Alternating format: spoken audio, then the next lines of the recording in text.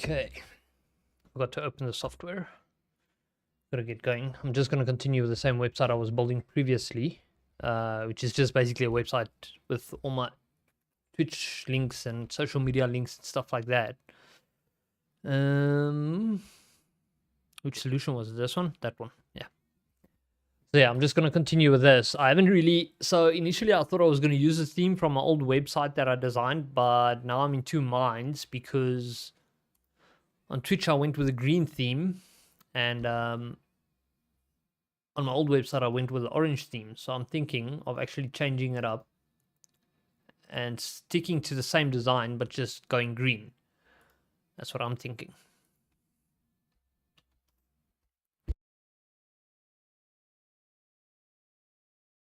So yeah, that's one of my older designs, or part of it is a dev variant. So we could do this. Oops. Dev dot. This one actually has buttons and stuff. And this is some recaptcha. So there's some server side stuff happening. But this is the design I'm thinking. So that kind of logo.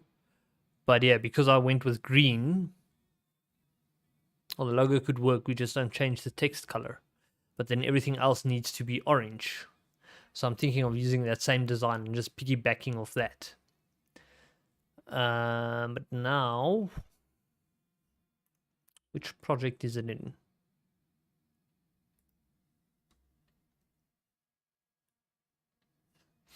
Let's take a look at this.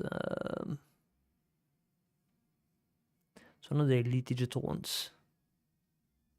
I'm pretty sure it's that one. Or it was like Elite Digital 2024 or some shit.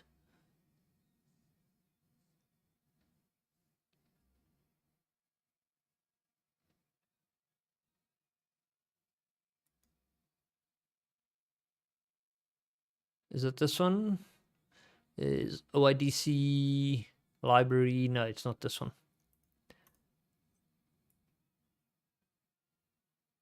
Which other ones are there? Maybe I can identify it from here.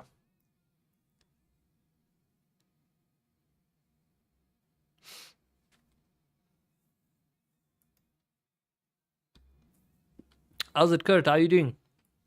Just lurking. What backend am I using? C#. So it's hosted on Linux. The server, I've already got a server up and running with all the domain names set up and stuff like that.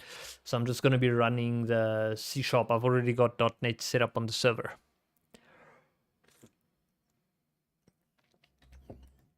Now I'm trying to find the old project where I put that website project, or the solution where I put the website project. But I cannot see it.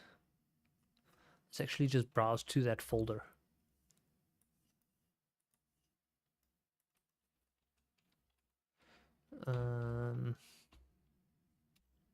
Could be this one.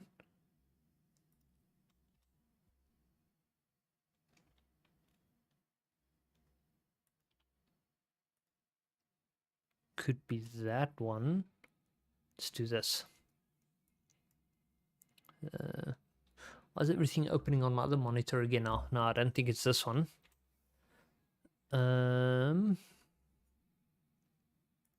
Pretty sure. Does it have a Git? Yeah, so it should be this one because it's a repo.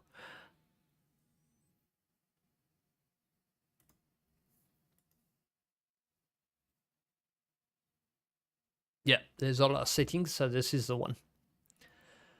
I think what I should do is just open this in the same solution. So we're going to copy the path and then just go add existing project. And then we add it in there.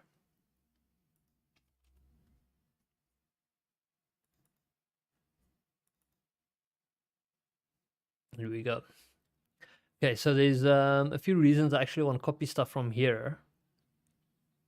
My CSS was done using sus, so I'm going to need that directory. Probably need to hold control. Or does it copy? I think it copies by default unless it's in the same project. And then JS, what JS do I have? This is just a little flashing dot. I doubt I'm going to use that, so I don't need JS. And then I need these two. Could trigger once I copy it over. Hopefully it doesn't. Okay, so the bundler config and compiler config is pretty much the extensions are installed. You can see this is just the icons to show it's bound to that extension. But this one is the one that compiles your Sus into CSS. So I've got to change that path, and then this one minifies your JavaScript. What do I have here? I already got a JavaScript, already got a CSS. But the CSS, I think the name was the same. Which one was it? No. Let's do this. Give it the same name. That way. Can't import Bootstrap. I need libman.json as well, so that I can import some libraries, jQuery and Bootstrap specifically. So once that's imported, you should, or created, you can right click and say, is it manage? No, it's not manage, it's add. No, it is manage, isn't it? How do you restore the libraries again? You right click on the solution. Restore client-side libraries. There we go. So now we should be getting that folder separately, isn't it? Unless that's not working now. Why is that not working? Maybe it is per project. Restore client-side libraries. I don't see it. Doesn't have it.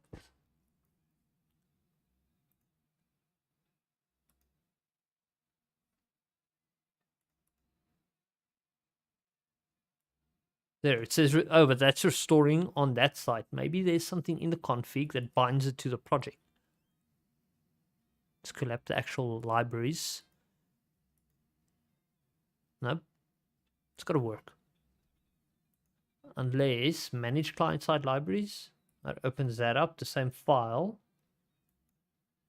There we go. Add client-side library.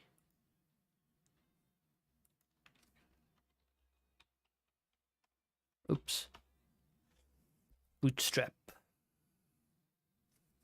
What? What? How no matches found? Wait, that's normally the one I use, I think. Bootstrap. There we go. But it's weird though, because it should. Which Bootstrap version? Let's cancel. Oh wait, that folder does exist now. It did create the folder. I missed it. But I'm missing jQuery, am I not? Where's that? JavaScript? Yeah. We don't have a JavaScript folder.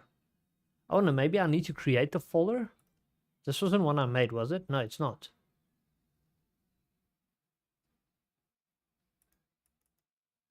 Oh wait, my jQuery, actually, I think I chuck it directly in here, don't I? Yeah, over here. So I just import it directly there. Yeah, there's the answer right in front of me and I missed it. I'm an idiot. Okay, so yeah, my jQuery gets restored directly into wroot, and then my bootstrap's over there, which means our Sus should compile now. If we go into this one and we just save the file, that should trigger a compile, I believe. How do I see the output?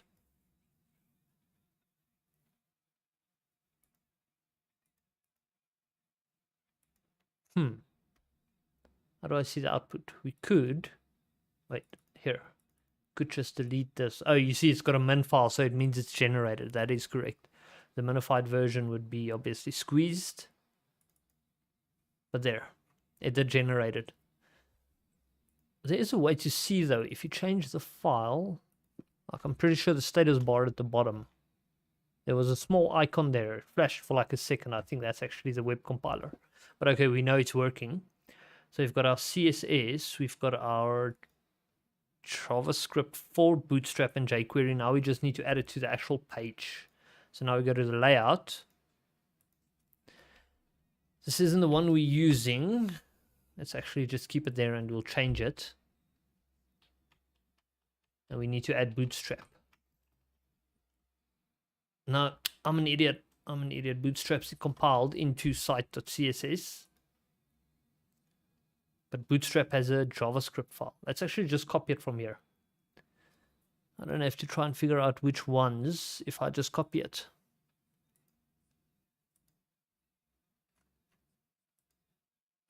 Wait, okay, yeah, I need no CSS. I only need JavaScript. There they are. Those are the two I need. Just copy that over.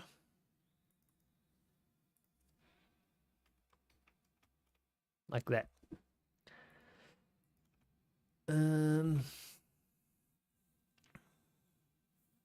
Let's think for a second. I'm trying to think if I want to make this multi-page or single page, because I kind of like the concept that some people come up with a single page websites. It looks pretty cool. And yeah, like single page with the sliding elements. Where did I see that recently? Some website I was on. I think it was a camera or something. No. Yes, it was. It's like a 4K AI cam that I saw, and I think it's their website. That was really cool. Is it the Insta360? No, it's the OBS bot. OBS bot. Let's actually do this.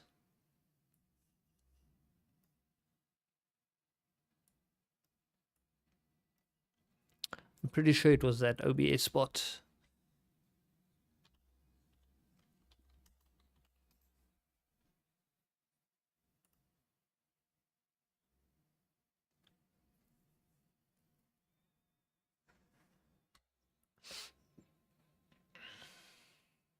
Carousel element. It's not exactly carousel. It has a similarity in that it slides, but it's like, how can I put this?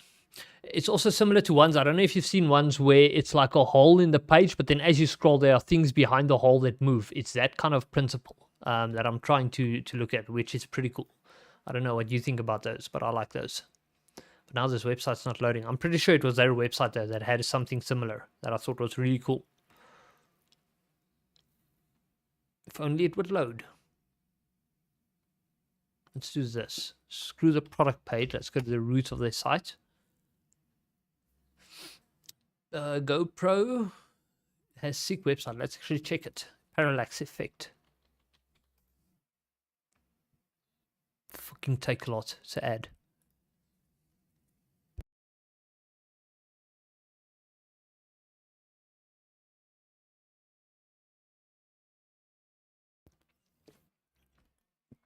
It looks pretty cool, and also, so something I've noticed when I scroll, the image is loaded. It's lazy loading basically.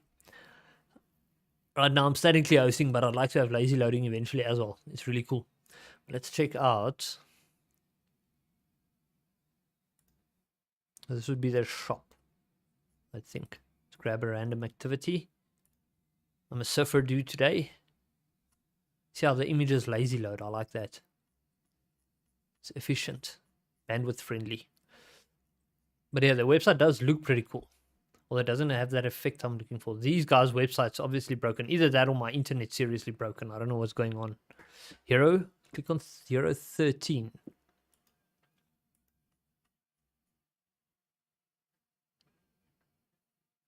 Black one, fine. Yeah, you see some of these effects I do like. Like on some websites also, as you scroll, something might rotate. That's also a pretty cool effect. But it's mostly video, which does add a lot of liveliness to the site. I'm going to try and do liveliness. I could add videos, yeah. I think I should add videos. Or at least like animation frames or some shit. Eventually. But when the site starts off, it'll just be a basic site.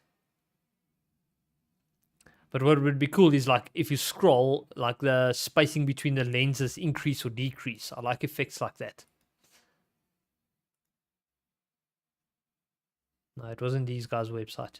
What other cameras would I have been looking at? I'm pretty sure it was a camera site. Maybe Elgato?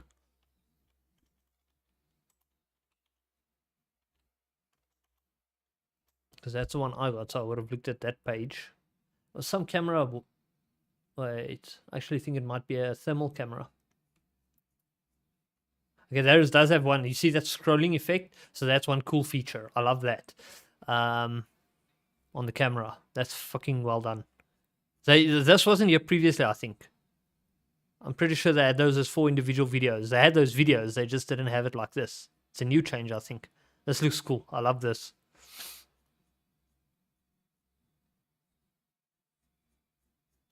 But yeah, this is also a nice website for an example. I like that scrolling example. So that's one thing I like. What other cameras are looking at? It's something nano.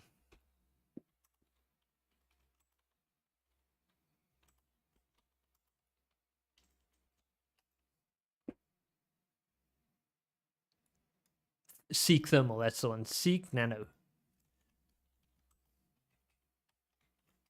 I don't know if it was actually their website, but I think it's this one. Maybe. I was looking at some... No, it's not this one. This one's boring as hell. Not boring, but like not lively. I also don't want mine too lively. I just want, as you scroll, it should have like effects and stuff. But yeah, I'm thinking single page. I like the principle of single page ads. It's not going to be a complex website doing much. It's just like for my Twitch profile kind of. So single page I think is a good idea. And then have a scroll effect like this somehow. Damn, I like this effect. The devs who initially thought of this was brilliant, I think. Like, this looks so cool. Oh, it switches between one video to the other. I wonder how you would do this. Render all 4 and then fade out the... They remain in the same position. Position absolute. This is pretty well done.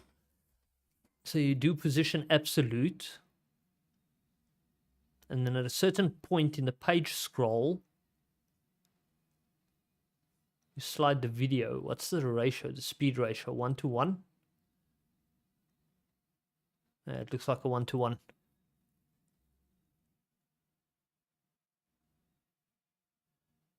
Huh.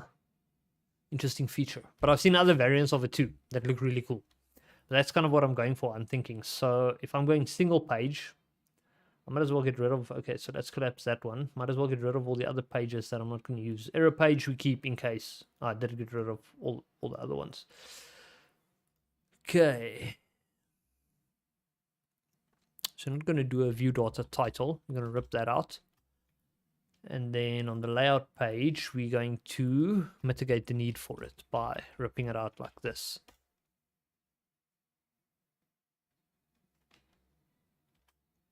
I wonder if I should add like a description, gamer. See, the other thing is, I've also been thinking, what CSS framework are you using? Bootstrap, yeah. So I, I do a lot of vanilla CSS as well. It's kind of, I learned Bootstrap at a later point in life as I learned to code, but I immediately started liking Bootstrap. So I still do a bit of vanilla mixed with Bootstrap a lot of the time. But yeah, I was thinking like, I actually want my streams to be more tech focused. So I don't necessarily want to advertise myself as like a gamer focused streamer. I'm kind of thinking more because I'm definitely still going to do gaming. I don't think I'll ever quit gaming. Even when I'm 80 sitting there with my crush, I'll be like, bring me God of War. Like, I don't know, some shit like that. But yeah, I don't want to advertise gaming too much. So I'm thinking tech. Actually, gaming, yes, but gaming tech development. So I do mods and shit for games as well. I think that definitely needs a space on my site. Maybe I should do multi-page then, like a catalog or...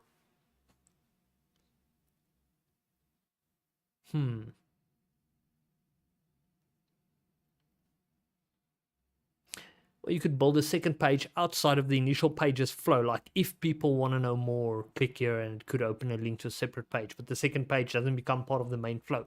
That's what I'm thinking. So like a single page, but have separate pages for additional information, for detailed information, stuff like that. That's what I'm thinking. My favorite is Bulma CSS or Semantic CSS. I haven't heard as Bulma. I don't know, maybe. But I haven't heard of Semantic CSS yet. I don't actually know other CSS libraries, come to think of it. Yeah, I don't know other CSS libraries. Bootstrap is all I know. That's kind of funny.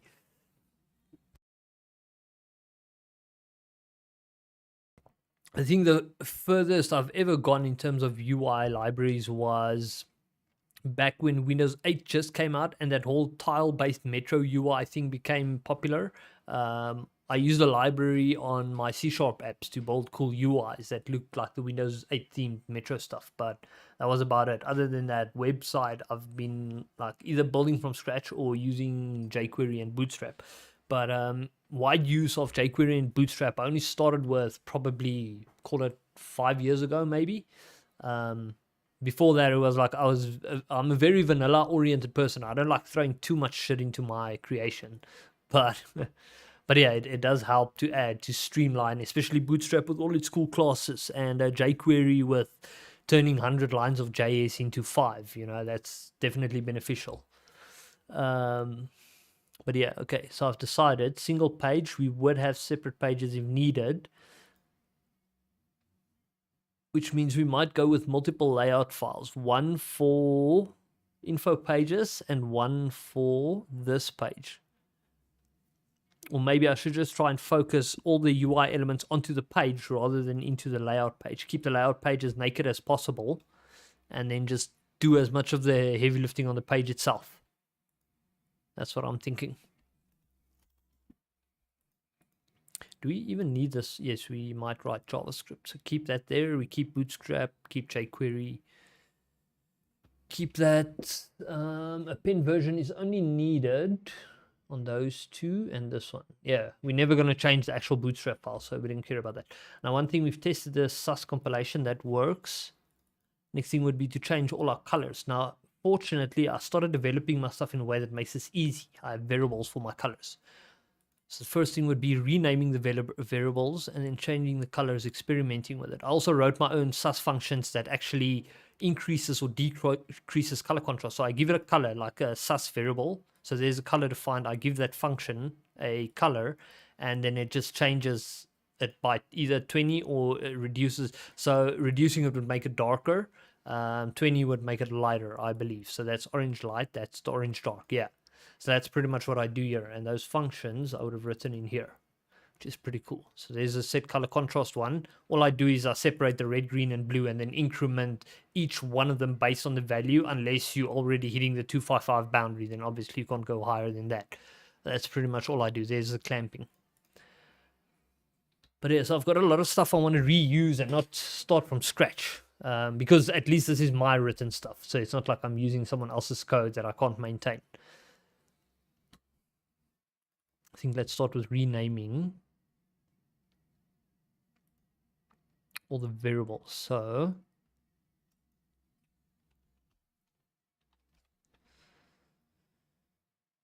we shall call this one,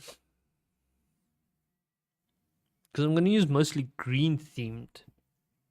I'm thinking like an Android theme. Let's actually see what I'm using on my Twitch channel.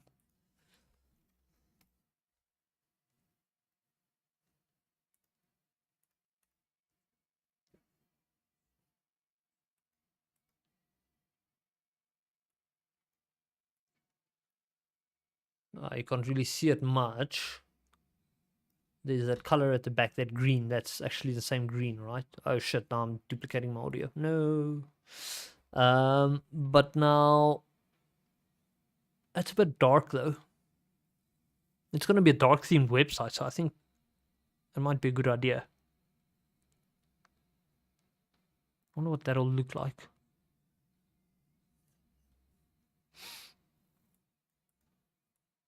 I wonder what that'll look like. Let's actually, out of curiosity,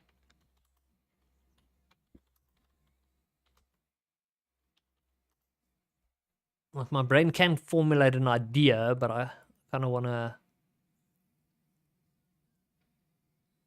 maybe get some inspiration. Definitely too bright. So I think it has to be a dark green, especially if you're going with a dark background. So maybe the Twitch color is a good color to start with. I think I'm going to do that. Okay, so I could just go to the settings and check which color I used, right? Settings, where is that again?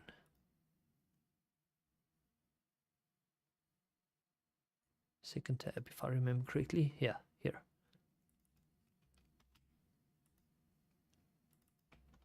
Oops. Change, oops, again.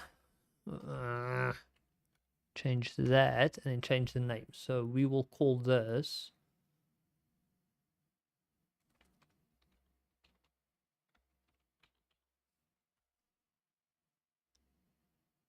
first find all, just to make sure we don't accidentally replace something. You see, we are gonna, no, but it's fine if it replaces that one as well, because light is just a lighter iteration of the same color. Okay, now all instances are good. We can do a replace all.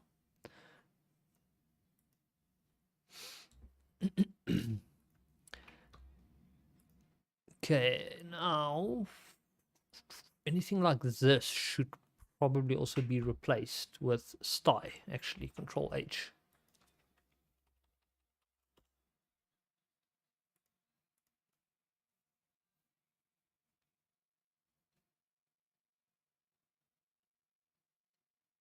Yeah, everything's sus, so let's replace. There we go. There's another one, ed dash.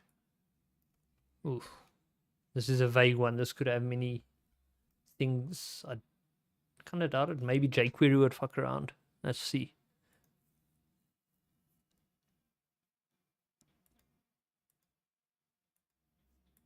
This is all my files, so no, we're good. We're good. Actually, it needs to be that.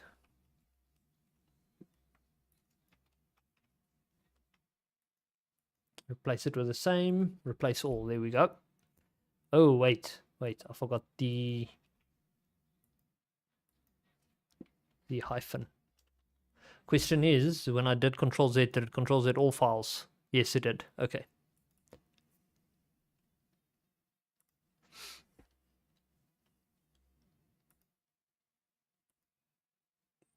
Okay, that looks better. So our font, I kind of like this font, so I don't want to use a different one.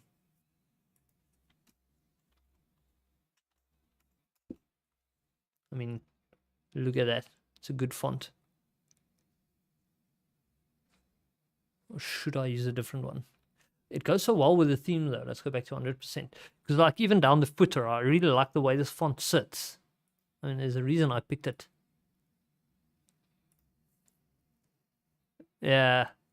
I think okay, so I'm going to probably steal most of what I've done for my website initially and then just, like, redesign this one day when I get to it. I think that's what I'll end up doing. Okay, so we're going to keep the fonts then. Then we can start. There were other aspects to it. There were certain controls, like on every page. Where are my pages? Home? Oh, there. So on every page, I used this page block. Oh, but these are tag helpers. I should then be able to class I made, right? Wait, how did I make this? Yes, it would be a class. There. This is it. Okay, so I need to copy this over then. No. Wait a second. Oops. Wait. Let's think about this. Are we going to use blocks like this? We could. I think there could be areas, yeah, like when you have readable information for a moment, or like you could even put images in. But whenever you need to break away from the site's background, basically you would put a block like this. So I think I'm going to keep that, yeah. Let's keep it.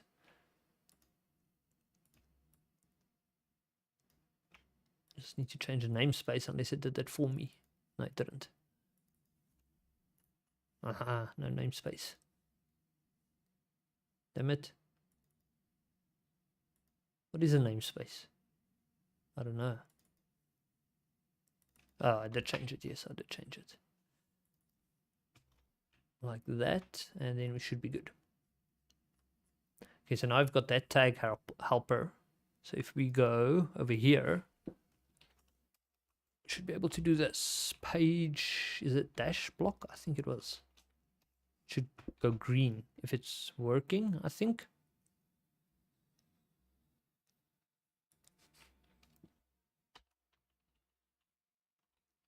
Unless we need to, can't leave that there because it treats it as HTML, but I think we need to bold for it to actually, what did I clean? For it to actually work as a tag helper. We'll see now.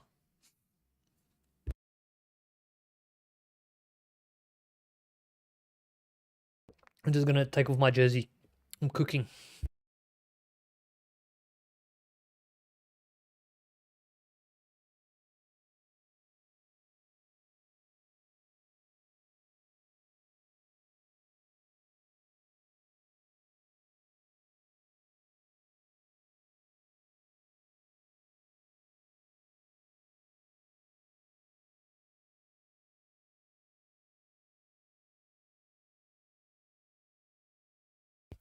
Right. Did the build complete? It did, but the tag helper is still blue. Unless I got it wrong.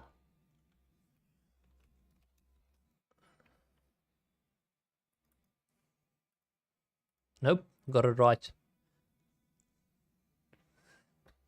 Unless it is working, it's just not working in the, what do you call it? Autocomplete or whatever. Wait, where was it now? Index, this one. It might just be the autocomplete that's not working. Oh, technically, a header only should show up. Let's see.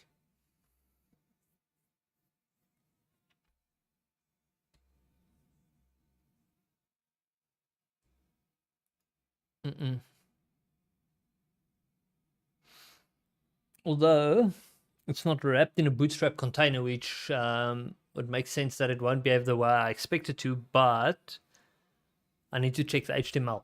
Let's do that first. So is it? Let's go on layout. Wait, where's layout there? Layout.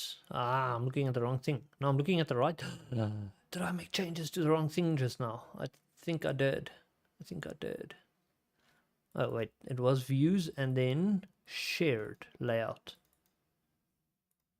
No, I didn't change this, did I? Wait. Unless I was looking at the wrong thing. That's right, that's right. It's all right. I also forgot I was still working on the title.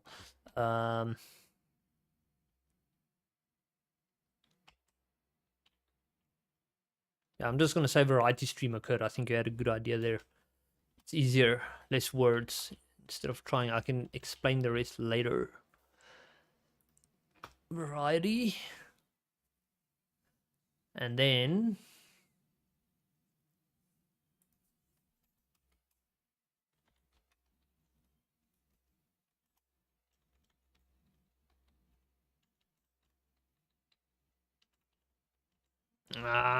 container. I'm typing like my butt. I think it's just container. You get fluid, then you get your NDSM. Wasn't it fluid? I think I used fluid, if I remember correctly. Pretty sure it was a fluid one that snaps to its breakpoint.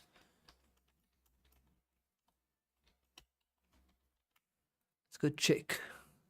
I might as well copy so much from this older website. What am I looking for? Layout there.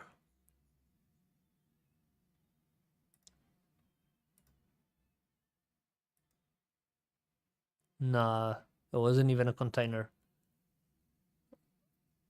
Unless my block itself was the container. What styles are attached to this? Let's go check. That would now be here and then in here.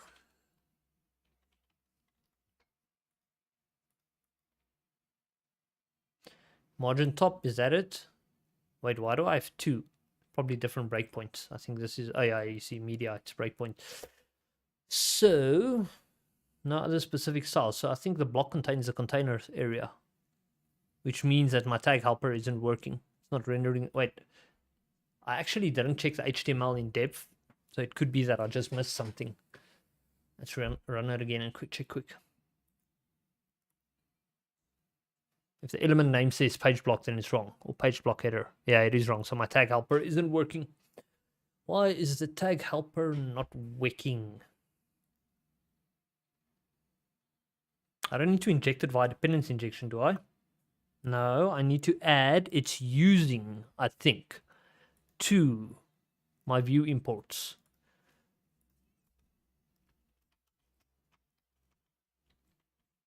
No, it's something like this. This is what I need to replicate. Oops. I think. I could be wrong.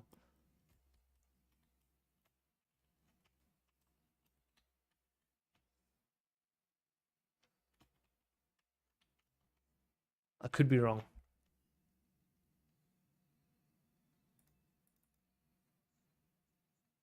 Still blue to me. Let's actually just go check. View imports.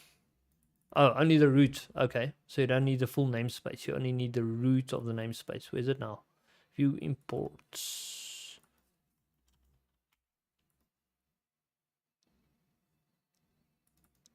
Aha, now it's working. Okay, cool.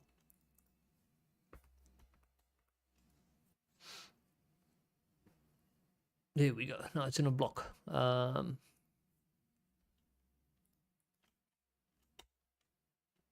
What was this one called? Page block body? Oh yeah, there. It auto completes now as well. And this should now allow any element. But now it looks like inherently these things already have a shit ton of margin to it and whatnot, which I'm going to have to rework.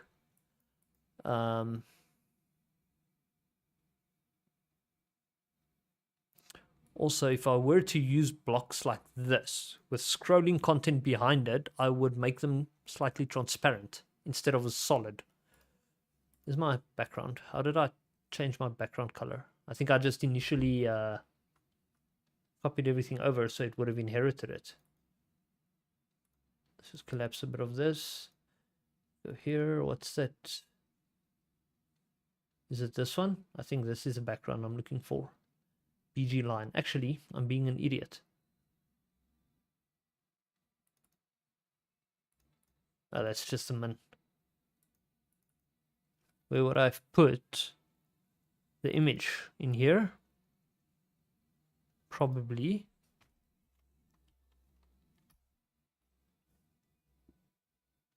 Let's just search for that image name. BG dash line. There. It's attached to the body. Then why is my other body not showing it? I never copied the images over, that's why. Did I even, what else do I need to copy over? The fonts, because that also wouldn't work now. I don't need anything else, just fonts and images. I need to copy that over as well. Oh, come on. Oh, it's running. Visual Studio doesn't like when it's running.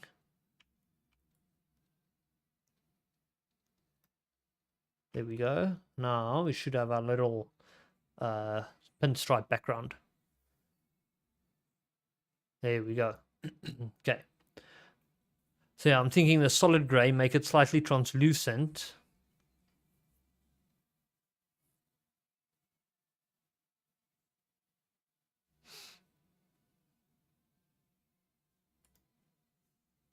Let's do the following. I'm going to fill the body with a huge ass element so that it forces a scroll.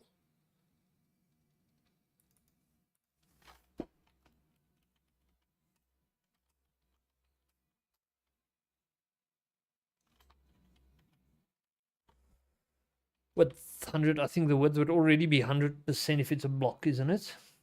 So I don't need to specify width, I think. But it has to have children for it to actually work.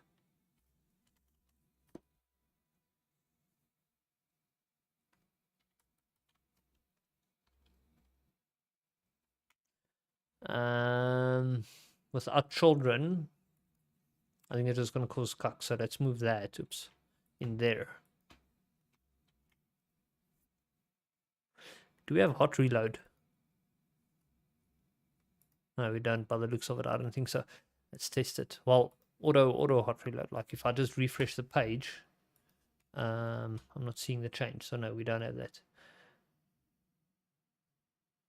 Hot reload, I know, has become a lot more reliable. Wait, am I not? I completely forgot what I was actually looking for. Oh, I was looking for the wrong change. Where was I now? The sus file. Geez, I have too many things open. No. No, what did I change now? No, I forgot. I got distracted for 1 second. Oh yeah, the element height. There, it is working. I'm being an idiot. That's what I was looking for. So it did work with hot reload, but I want Razer runtime compilation. So we're going to do this.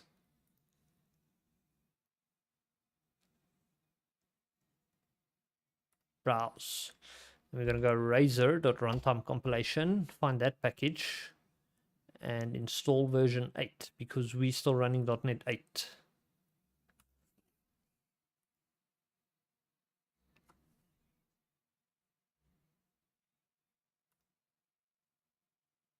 Okay, once that's up and running, we go in here and we go .add Razer runtime compilation.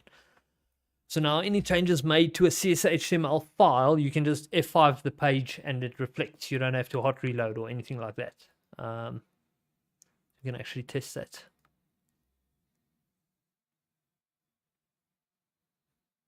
Where's that CSS now? Oh, the CSS I built directly onto the page. So over here. Why would you open on the other monitor?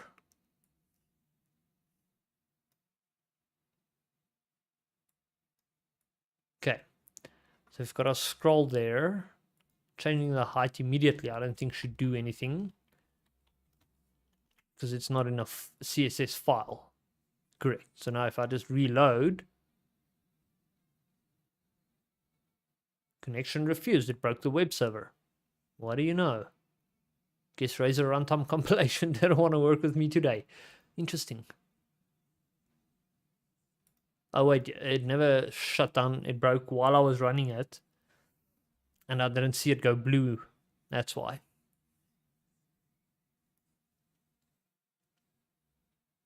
Okay, so now we undo. Put the height back. Refresh. There we go. The page refreshed immediately. Okay, so Razer runtime compilation does work. I'm going to think about how the scroll stuff works.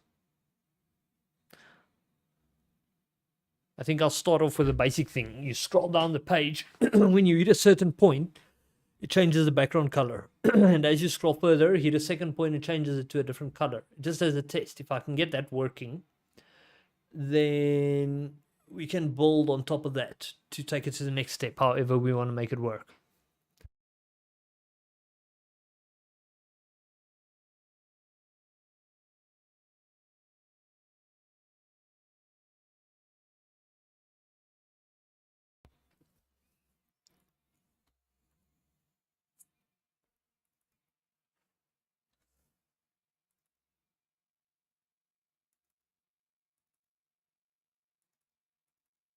Okay, so this is a JavaScript file where we're probably going to write the code. I'm just trying to think if there's like, if I ever came across an event-driven way to trigger when you reach a certain part of the page, but I don't think I've ever seen something like that. I think you're going to have to do polling the whole time. So you measure the scroll top repeatedly as the user scrolls, or on a timely period. No, it can't be time-based. It needs to be reactive. The moment the user scrolls, it needs to change, which means we are going to have to bind it to areas on the page. Like if the user scrolls down to 1,000 pixels, trigger the first image. User scrolls down to 3,000 pixels, trigger the second image. Something like that. That's what I'm thinking. And no, but hold on. I'm thinking about this all wrong. If you think about these people's websites, like especially this one, see, 90% of the page, or let's call it 60%, is actually static, absolute, position absolute, and the rest scrolls. This is pretty cool.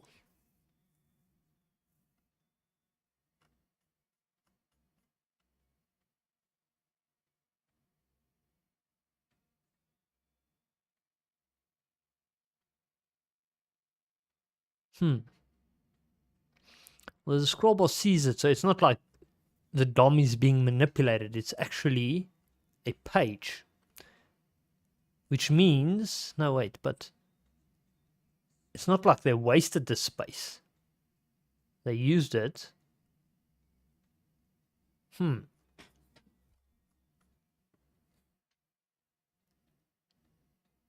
This is so interesting, like how they did it. I think what happens is the camera element actually stops at a certain point, and once you scroll, or it becomes position absolute at a certain point, and as you scroll, then at some point it becomes position relative again, or whatever the default is. Position, what is the default? Is it relative?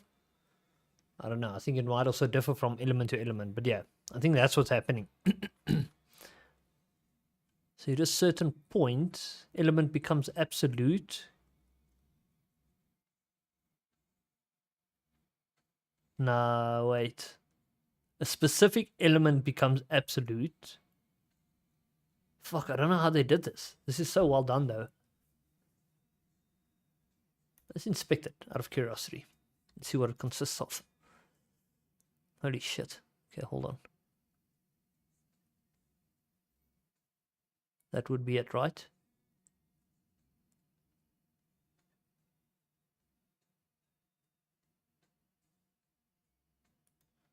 So this parent starts over there, which means the next one, immediate child, is that block. Before, what's after? Something further down. So no, wait, let's keep going a bit. There it fucked up. So DevTools broke it. So I've seen this a lot in my own development as well. DevTools breaks it. But yeah, so it's basically this first immediate child over here. What's the second one? See, now it's got a shit ton of... Hold on. Oh, the padding's been there the whole time.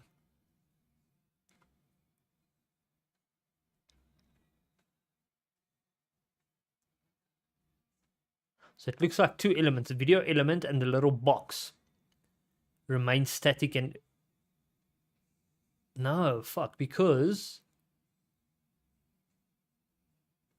yeah, I think what's happening, all four videos are visible at the same time. And as you're scrolling, it overlays the one over there, or it makes the one disappear, basically, or vice versa if you're scrolling in reverse. I think that's how they're doing it. Four videos over each other. And the element showing the videos becomes static when you reach a certain point and goes back to relative. It becomes absolute and then goes back to relative once you scroll past it. So yeah, that's a pretty cool way of doing it. So if I were to do something similar, I'd use, like, call it 2 images per changing point. Previous image, next image. Okay, no. 1 image in between every 2 points. But yeah, I like that idea. That's kind of what I want to go for. Question is, how am I going to execute it?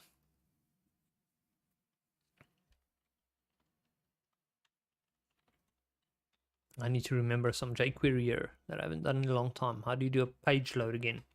Is it like this? Document already. No, obviously did that. Wait. That's what I'm missing. Yeah, I think that's it. Okay, then... we need this thing to run constantly. So if it hits a startup, it executes once. We need something that every time the user scrolls, so we need to attach an event to the scrolling. How the hell do you do that? I know scroll top is the actual position of...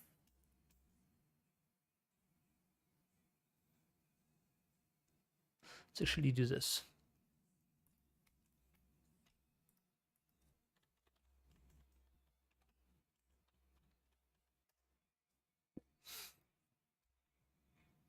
Tuck you insect. Why is this not working? Window. Did I say Windows? Sorry, computer. I didn't mean to give your operating system that command. So it's a function. By the looks of it. Oh, it's X and Y. X is horizontal, I'd assume. Y would be vertical.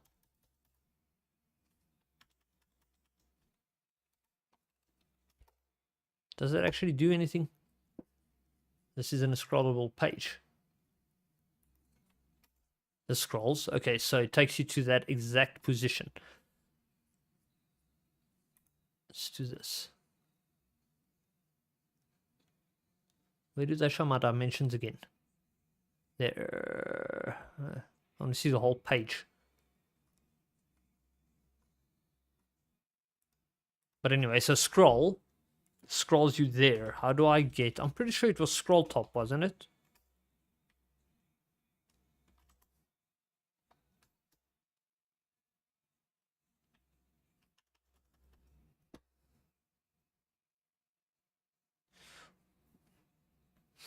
Instead of going left, right, it's up, down, or on scroll. Okay. Seems like, wait. I mean, it seems like a vertical oh, I see what you mean. Yes, yes, it kind of is, if you think about it. Except that this carousel hooks itself to your scroll position, kind of. So it kind of, but this position determines the carousel. Oh, no, hold on a second. What would be smarter, scroll position or page position? Because if you think about it, people resize the web application, right? So on a, say, someone with visual impairment, they would resize it to look a lot bigger. Will your scroll position then equate to the same, is the question. I guess we could test this, but my thinking is you might need to poll the element positions at runtime and then use those positions to determine when to flip over to the next image or some shit. Because those positions may vary based on screen size, I think. But yeah, let's check out this link you sent, CodePen. I learned a shit ton of C++ on CodePen. Wait, why is it not scrolling? Should I hit run? Pretty sure this should just run, shouldn't it? Click the arrow maybe? The arrow works. The scrolling does not. But yeah, that's pretty cool.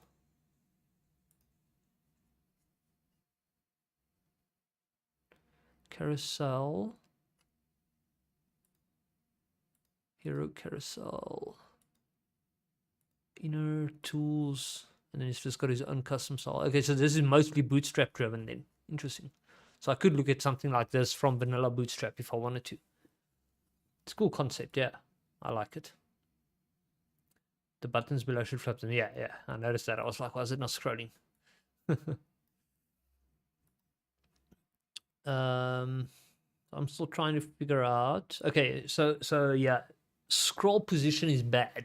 Element position is good, but then it needs to be calculated every time, as opposed to just getting a scroll. I guess you could build a rudimentary version with a scroll, and then later update it. I think maybe I should start with that for speed. Also,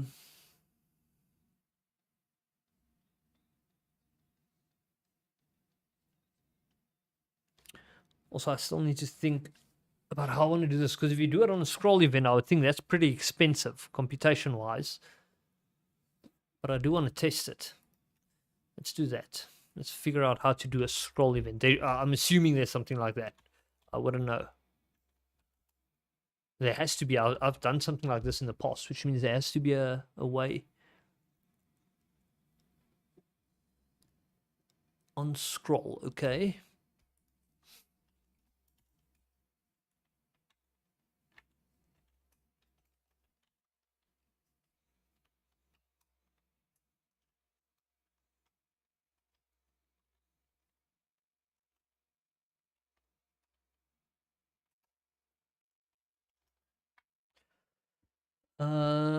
So when I scroll, I want to get the scroll position. So I don't know, the first element is usually the event, I think. And the second one is normally the information you're looking for, if I remember correctly. It doesn't show. Does it? On event scroll? Whatever. I think it's like, let's do this.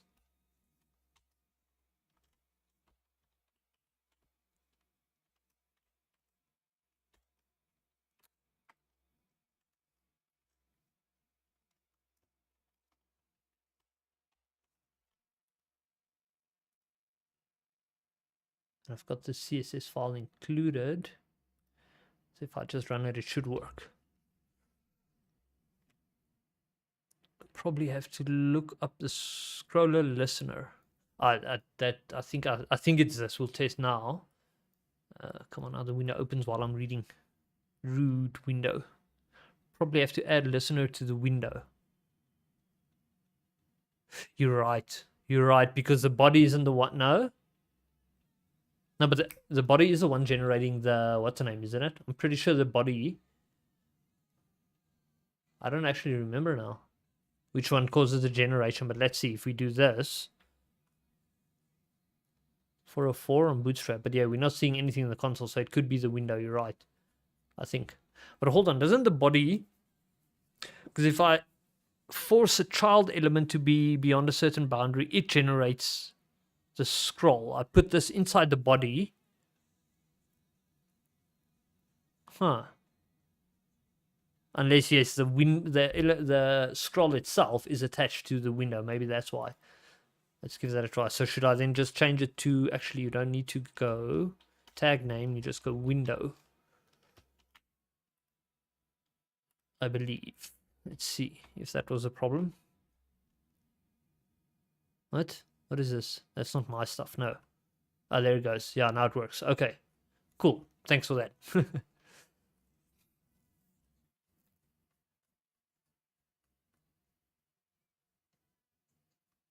So if I scroll, it just keeps pumping out that shit. Okay, so it does work.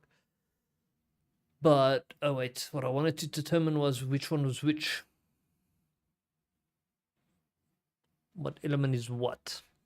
Because I believe one would be the event handler and one would be the object your event handler is attached to. But in this case, it's window.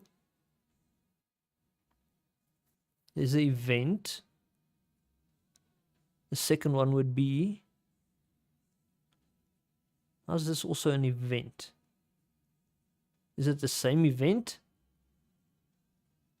I think it's the same event. Scroll event.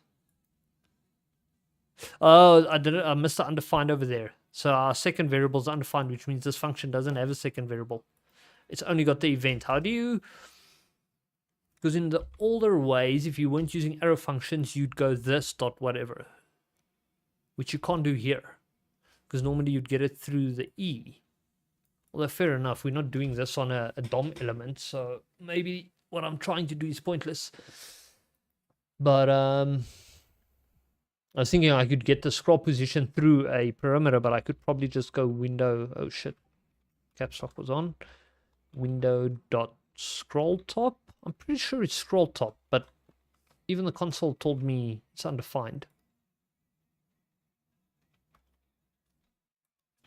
No man. Where's my console typing area now? There. Yeah, it's not scroll top. How do you get scroll top again?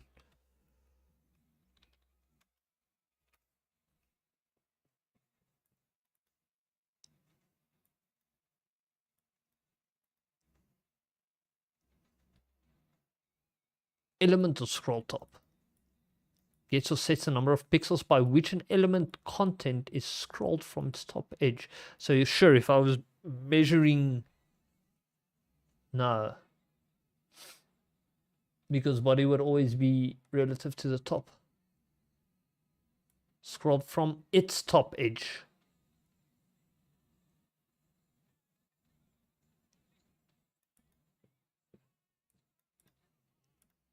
Let's just do this. I haven't done shit like this in a long time, so forgive me for being a noob and Googling.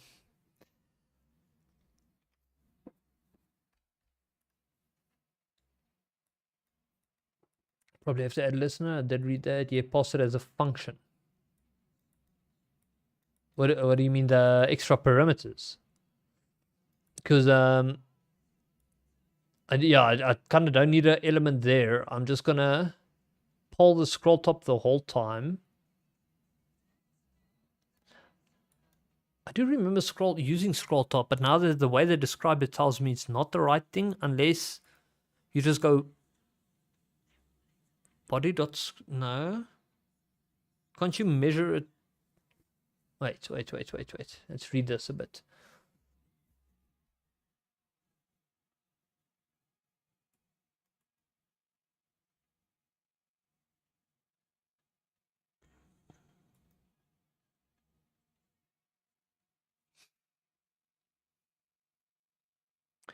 So I'm going to do the following. I'm going to add an element over here.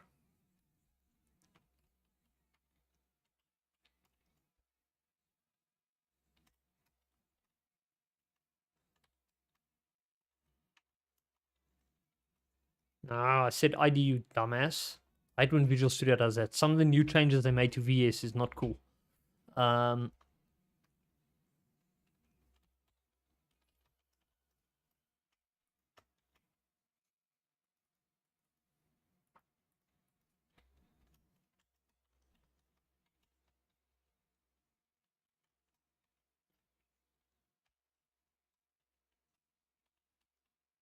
Is it val? No, val is for inputs. This is just HTML. Or can I do .text? It's a span, so I should be able to do .text. They said it's element.scroll top. So we're going to go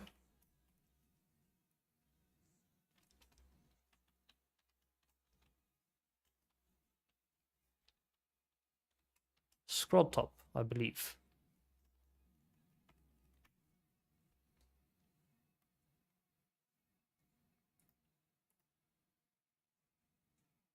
Where did I read that other stuff now? Element.scroll top and scroll left. Yes, so that should be right.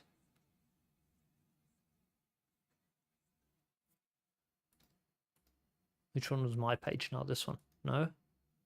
This one. Ah. I don't know. Oh shit. Okay, that doesn't look right.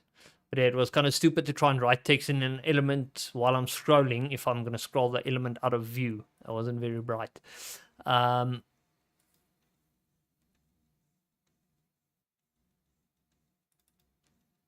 don't know if he's reading the scroll top wrong, maybe. If I have to go... Wait, how do you get body? Document.body. Maybe it doesn't like jQuery. Is it .body? Yeah, document.body, scroll top. Oh, but they said again element, so...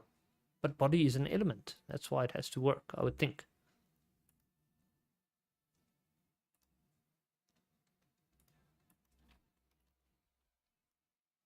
Now it's showing something, but not what I'm expecting.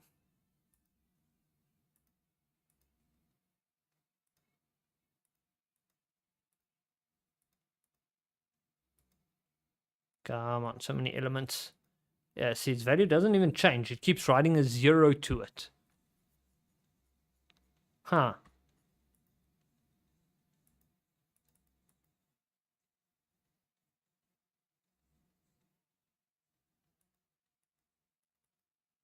Should I use another element, maybe? I wonder if I should do that. Bloody bots.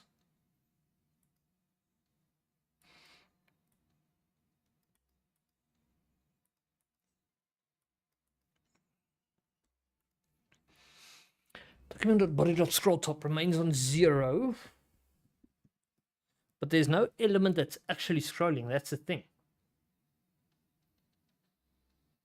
But I'm going to try and pull it off on another element to see what it does. But let's actually do it on that one I put at the body. Where's the layout page? I didn't give it a name, did I? Was it this one? The one I bumped to 6,000. No, wait, that was on index. This.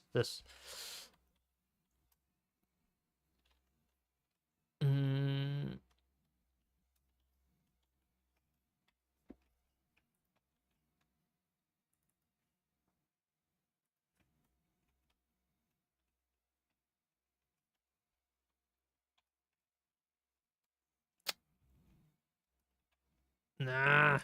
Stupid Visual Studio. Stop assuming my key presses. Freaking woke culture in IDEs. Back, sorry, Tay just read out. Oh, no worries.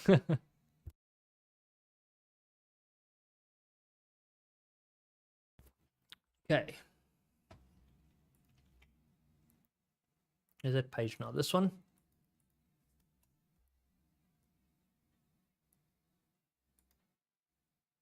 Nah, it's still not updating.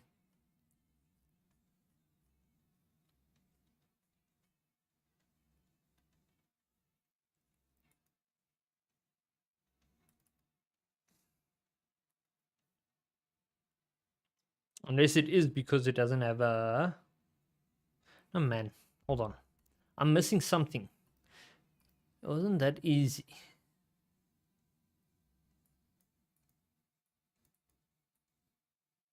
Element can be documented body if you care about the whole page. But I did that and it gave me 0 the whole time. Or it gave me 0 for a different reason.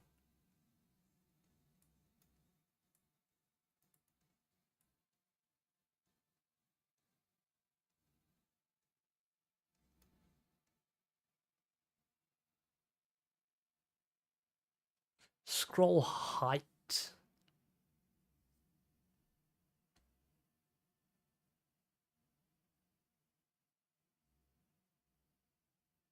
Now I'm confused though, because if it's again based on element size, does it change when you change your scaling? Like say you go to 150% larger elements on your screen. Does that actually change the values here? Because if it does, you're going to have to compute everything. You can't put it at fixed breakpoints. Which is kind of what I was leaning towards from the start, which is good. So maybe I should stick to that. I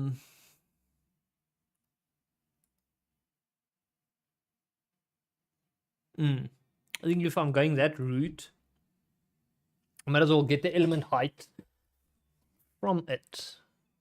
But then, let's actually get rid of this for now. I'm going to comment that out.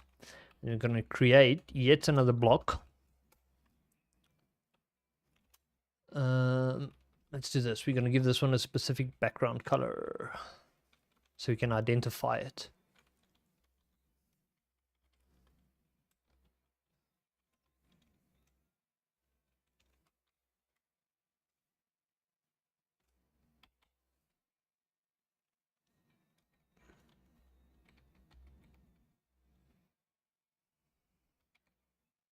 I think that one's a decimal, if I remember. No, these are all decimals, if I remember correctly. Okay, but that's going to be pure white, which is fine.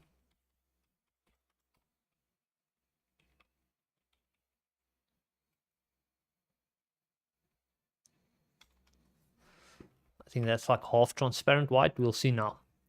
Okay, so that's going to be the first one, and we're going to make it slightly smaller.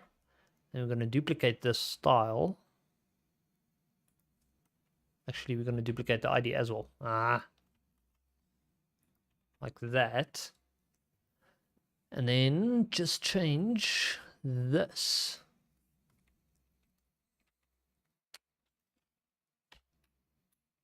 It's to red. We don't actually need IDs. We're not targeting them by ID, are we? Whatever.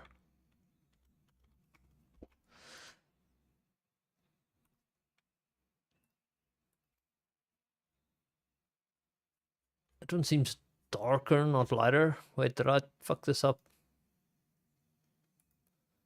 Red, green. 0 is black, 1 is white. That makes no sense. That makes no sense. Unless it is 255 based. Hold on. I think it is. Yeah, it is. My bad. I thought it's, what's her name?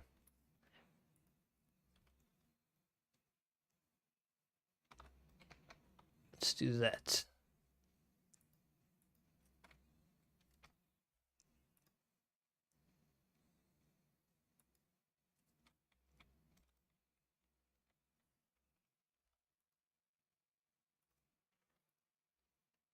Okay, so we've got a white one, and then we've got a red one. Okay, so that's kind of what I want to do is once I reach like the point between that, which I want to calculate, I reach the point between that, it should change something.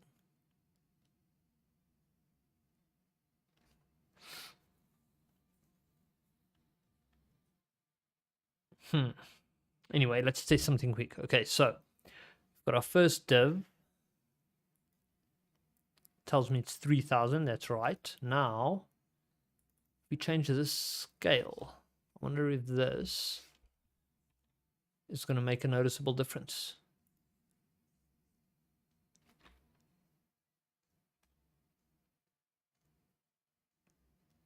No, not on computation, as far as you can tell. So I don't even know if that scale that I just changed does anything.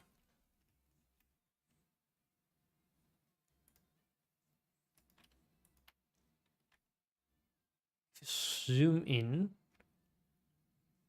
and technically the height remains the same, but the width changes. Jesus, that's a lot of scrolling. It feels like it got taller. What? It can't be.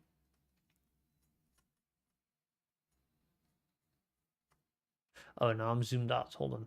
That makes sense. I don't know. It felt like when I zoomed in, I had to scroll more. It definitely feels that way. Look at that. Oh, where is this? So it does actually change it.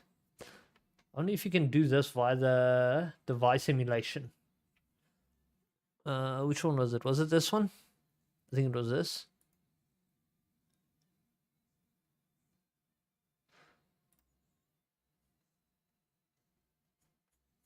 Wait, do I have to select? Oh no, there. So pixel ratio, I'm assuming, would be it's a zoom or whatever. Don't care about any of that.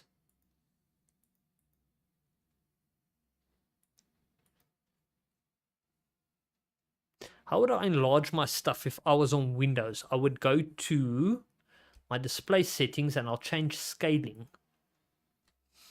Let's actually add text to that box just for testing for now.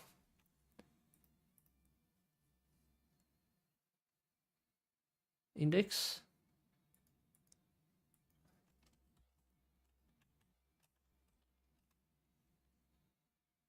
Visual Studio, you're a bit slow tonight, huh?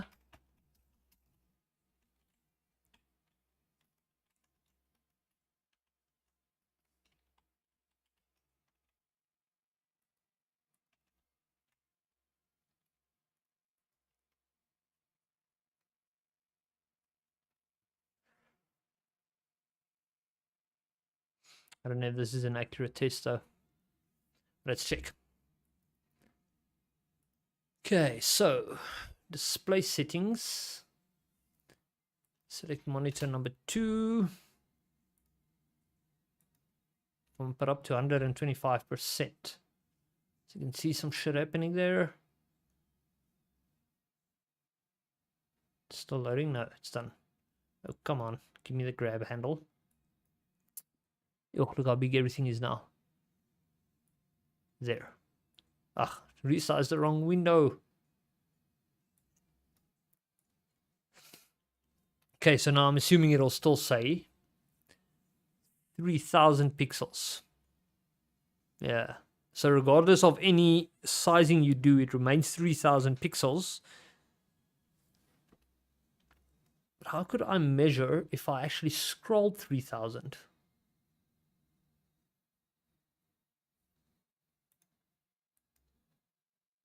I did give them IDs, right? Yes, I did.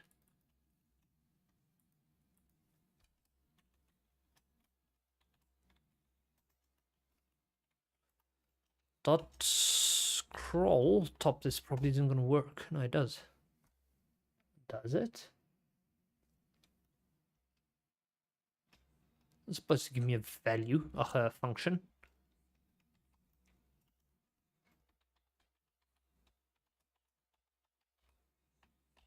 By ID. Huh. Still 0. How is this possible? Let's turn off the device thing.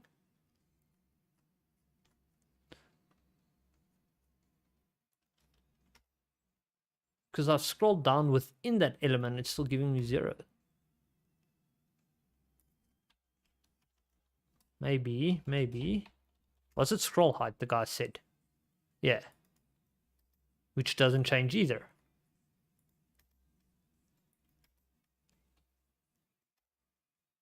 This is weird. So if I can't read the scroll top, how the hell am I going to determine if it works? There's an extension called Measure It. I'm sure there's... okay, that's actually an idea. I could use an extension, I guess. But, see, the thing is, I'm thinking if I use scroll top, even if it did work the way I expected it to, maybe it's still going to tell me 3000 pixels, because I don't think it takes scaling into factor. I don't know if scaling matters. Like, if I just write it one way, pixel based, then maybe it'll work the same way regardless of what scale the device is in. And I think I'm just going to start leading with that instead of trying to figure out whether it's actually going to scale correctly. Because I don't know much about this, what do you call it? Impairment development stuff. I'm a back-end dev.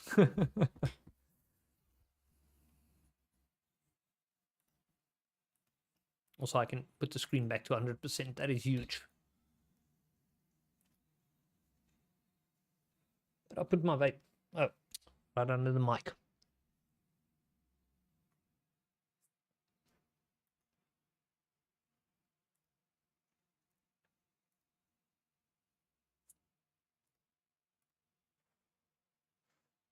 Okay, that makes things a bit more normal again. Oh, come on. There.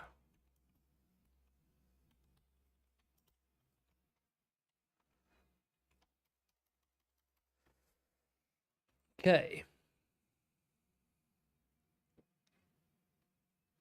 I still need to figure out how to get those values. So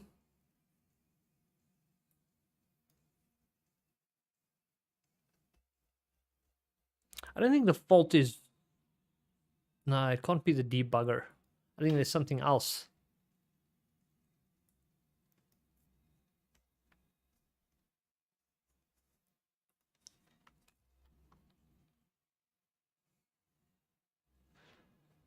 Also, I wonder if I can get jQuery to actually report the scroll top correctly. That would be nice. But for now, I'm just going to stick to vanilla JS. Dot get element by ID. What is that thing called now?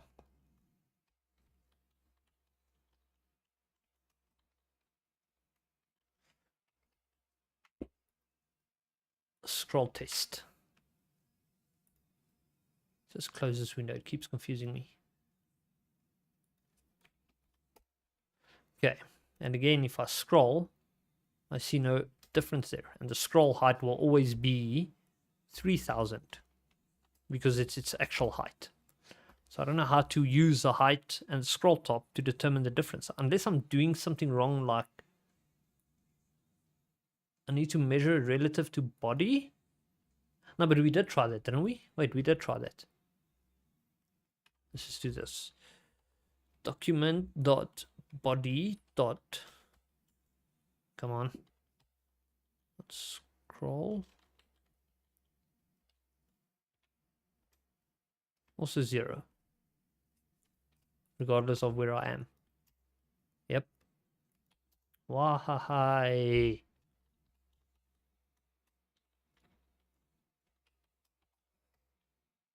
Doesn't have scroll top, so no, it's not that.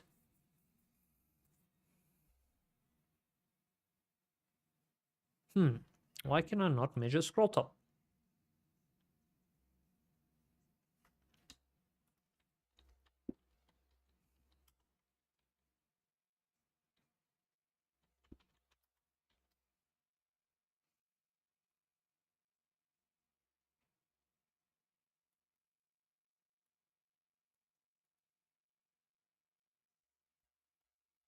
In that particular container, because it doesn't have a scroll bar, which makes sense. Window is a scroll bar, so you need to measure it there, but you can't. So what's under my mouse pad annoying me?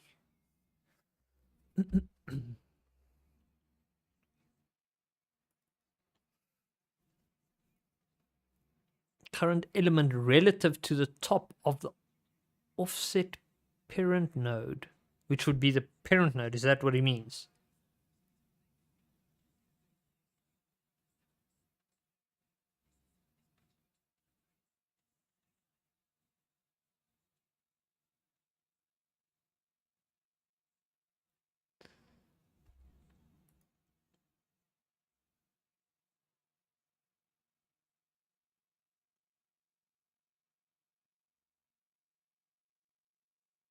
How did I do scroll top in the past then? I think what I might have done is had an absolute element and always measure its scroll top. Maybe that's how I hacked it in the past, but I don't like that. Like, I've grown up now. So, I guess I've got to find a better way, which this looks like the right way. Because you're measuring your scroll relative to your elements,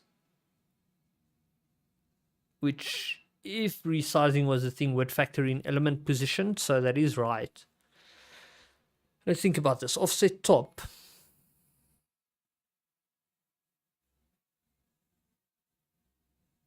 Turns the distance of the current element relative to the top of the offset parent node.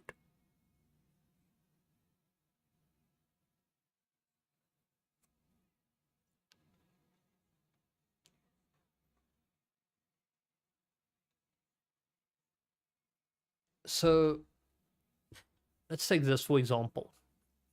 Well, I still have the page block. No, I don't. Let's put that back quick.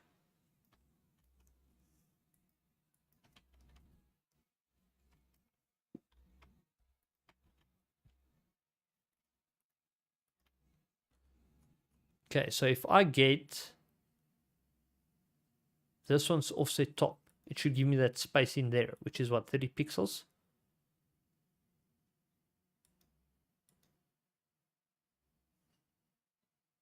How did I get it off the top like that? I don't have a margin.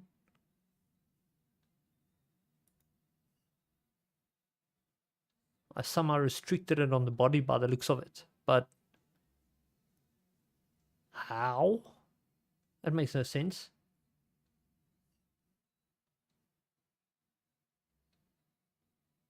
That makes no sense. I don't see anything here that would block it. Click down here. So why is it not matching? Oh wait, the block itself has an offset, doesn't it? A margin top or some shit. So why is it affecting the block behind it? Its parent.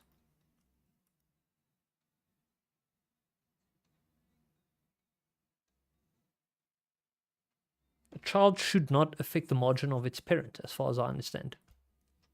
Which is weird. But anyway, what I'm looking for is this one. It's not padding, it's a margin. So it's 30 pixels from the top. What's its name? I didn't give it a name.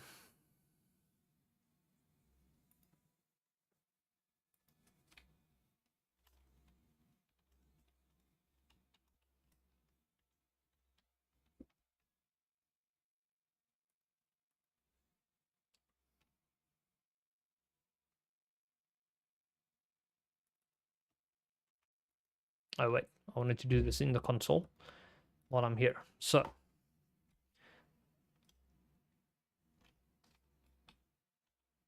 what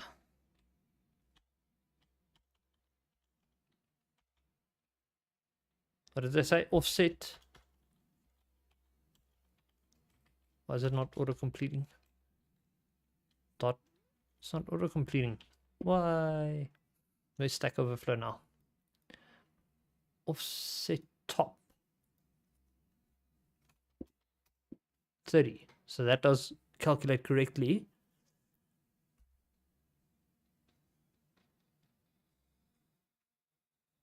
Yes, but this makes it tricky though, because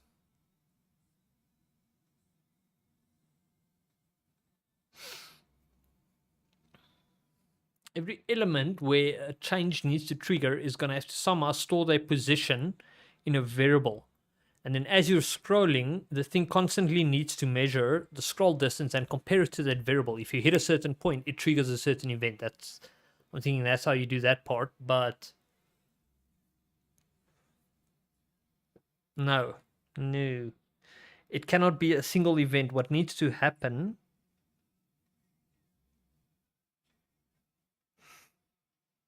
I don't even think you need to do this using JavaScript. This could be done. No, you might need JavaScript, especially if you're doing it like Elgato did it. Like this video thing, I'm pretty sure they would have used JavaScript. I can't see myself being able to do this without the use of JavaScript.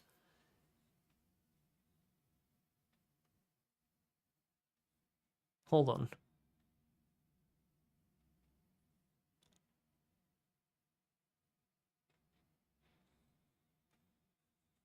See, the one remains static while the other one scrolls over it.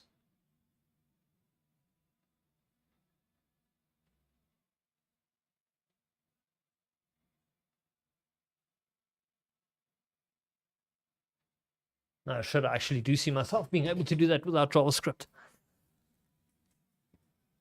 Clever element spacing.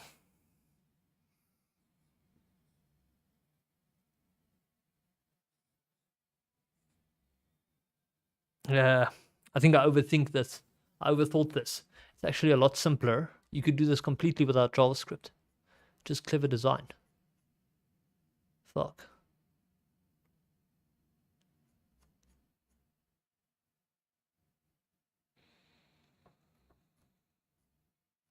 It's the quickest way I could demo something like this, or the best way.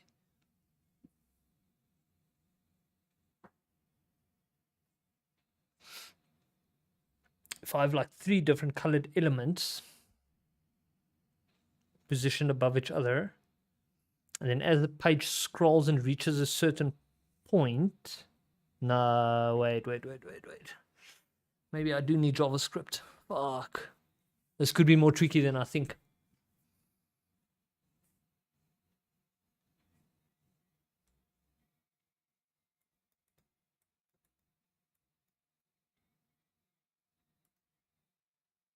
I wonder. Usually just grab, I usually just grab boilerplate and hook things up. Fancy transition, I usually just wing it. Yeah, I'm kind of thinking the same thing, right, Kurt? Because I believe I'll be able to do this with pure HTML, no use of JavaScript. Maybe I'll need JavaScript, but even if I do wing it with just HTML, you're going to have to initially build your page and determine which areas you want to transition on, or something like that. Or you're going to have to design your images relative to those breakpoints. Problem with that is if you decide, oh, today I want to add new wording to my website, this now increases the size of a certain area. Do you then redesign the image based on that size? Is that like, because I'm thinking that's how you do it. So you're kind of compromising, what shall we call it, maintainability for aesthetics, which for a website I think is perfectly fine. If it was a web application that other devs are going to work on, I'd say, okay, no, don't go like that deep, you know. But in this case, I think it's actually cool. Like, everything's going to have to be designed, fixed in place. No dynamic computation and shit like that. But I think that's pretty cool. Okay, so then, if I do want to go that route, then I have to plan out the site. Like, what do I want to put where? Let's go draw.io, my trusty old drawing friend.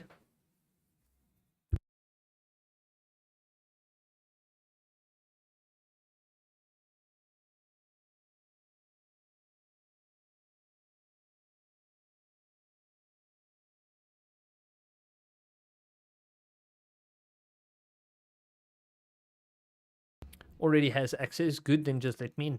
Damn it.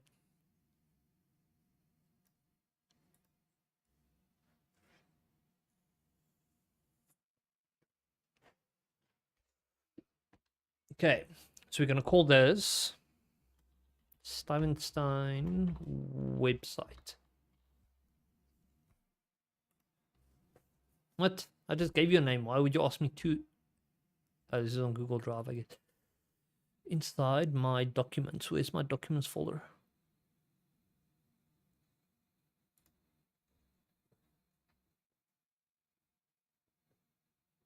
Where the hell's my documents folder? Oh, there. Right at the bottom.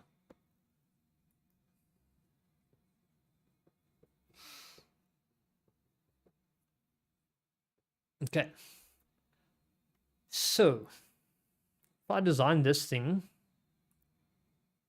to be single page, let's actually move it right into the corner and make it very, very big. Go away, you stupid mosquito.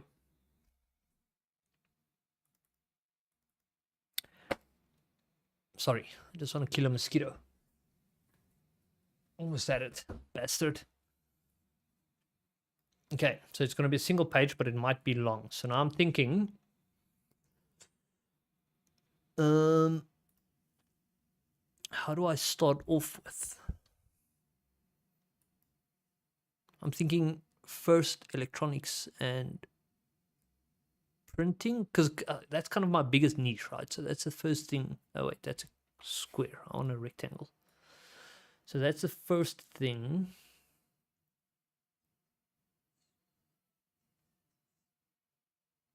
No, the first thing should be all the social media links in case people want to check out like YouTube and shit like that.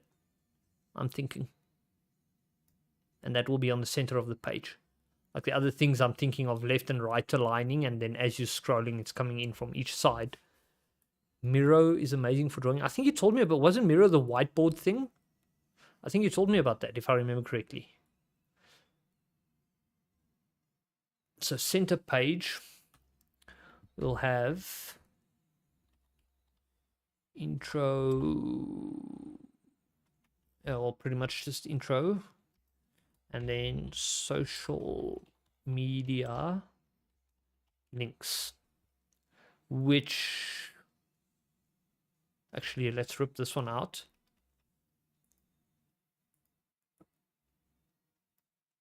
Why would you line height? Line height's big, that's why it's behaving weird, I think. Oh no, there's a line at the bottom of it, that's why.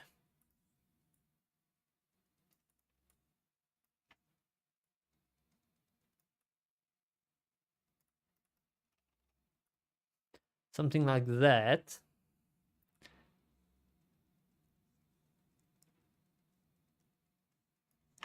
Although, so here's another thing. Hey Kiwi, how are you doing? What are you using? Which program is this? This is actually a website called draw.io. Okay, they changed it. It's now called diagrams.net. But you could just go draw.io and it'll redirect to the same thing. But I use this for flowcharts and stuff. I'm sure there's better tools out there. I'm just usually lazy, so I tend to use websites. But yeah, how's it going? So I died in WoW like 5 times already. It's not going good, but it's fun. It's still a lot of fun. The WoW hardcore is a different scene. But yeah, let's think now. So yeah, I think the next part, because I'm thinking of doing like better project management for my personal projects and stuff, and actually maintaining that through the website.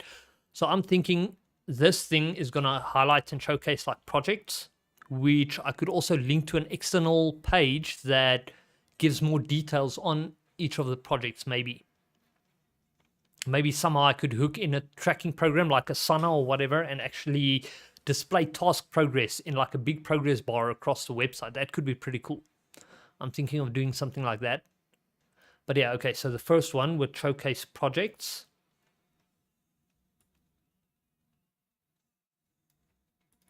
Let's do this. Non-gaming projects.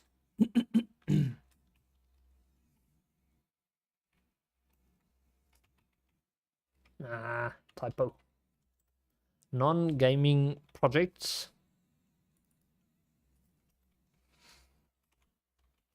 Gaming projects and or mods, stuff like that.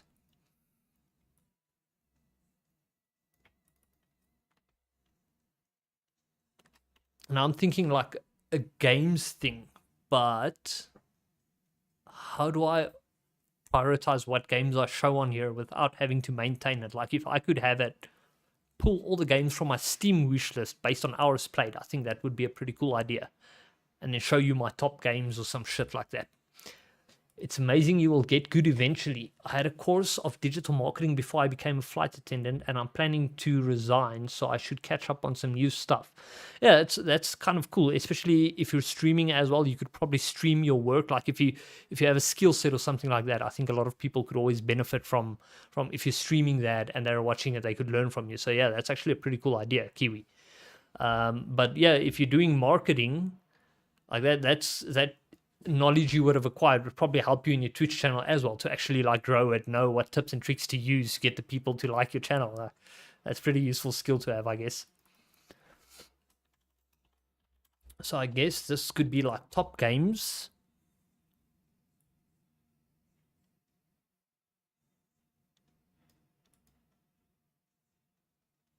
top games, top fails. Maybe have like one for top fails where, like, say the videos of me blowing up my chips, all that shit goes on there.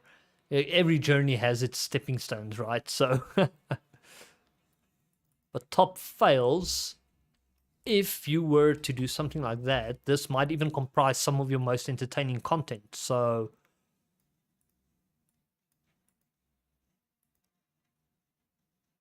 I wonder, that's an interesting one. I know SteamDB has OAuth to access your Steam profile. Yeah, that's that could be useful. But what am I thinking of now? Battlemetrics. It would probably make use of the same backend, but yeah, it also has stuff where it can query information from Steam players. I wonder if you can, because yeah, it might be a good idea. If Valve themselves don't have an API, it's good to use in SteamDB or whatever. So I'm thinking of doing that, like maybe pooling the amount of hours played and showing my games based on hours played or some shit like that. Let's see what that list would look like. How do you actually check it again? You have to go to your recently played view. So I think it's on your profile. You go to all recently played. And then I think you sort by time or some shit. Can you even? Oh, there. Sort by playtime, yeah. Yeah, this could be useful. Anything above 100 hours shows up on that list. In my case, I'd have quite a few games. That could be useful. I think that would be a cool idea. Let's check out SteamDB. Or maybe you can web scrape your public. Oh, my profile is actually not public, I think. Wait, did I change it back? I can't remember why I did that to begin with. But yeah, web scrape. Oh man, building a spider. Oh, that's going to take a while. Let's actually check out SteamDB API. Maybe they got some documentation which gives us a quick overview on what you can actually do with it.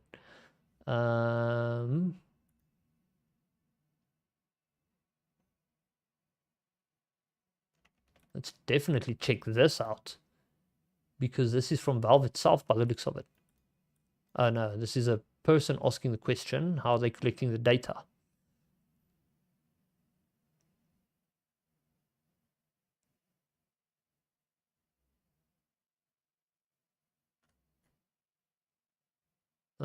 No, this guy's actually just complaining because of data getting scraped. Let's do this. I'm sure Valve themselves would have something. How to get my API key. There's a web API. Let's check this out. Maybe you can web scrape your Steam. Oh, I didn't read that.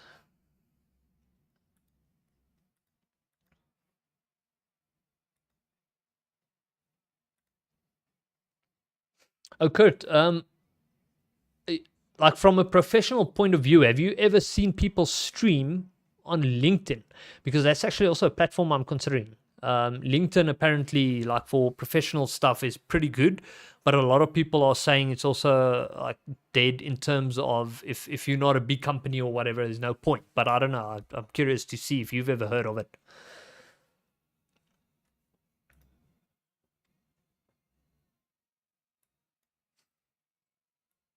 Okay, so they do provide some stuff. Because one of the things I also need to build is a OAuth like authentication thing for if I'm ever building gaming related stuff where you're going to need to log into a website or whatever, then I'm definitely going to need that. So might as well look at it now, do some research now. They do have JSON at least. So these are each of the functions. Get global achievement percentage for app, get friend list, get player achievements, get user stats for game, get owned games. So this, but now does it return the playtime? Format. Name and logo information. Do they have an example for you? What is this? Can be found at. Do they have any payload examples? If I can view a payload example.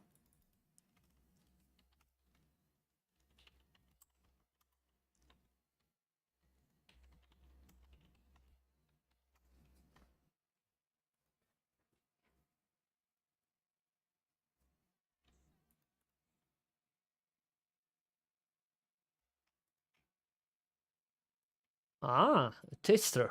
Now that could be useful. Aha. So if this is a correct representation,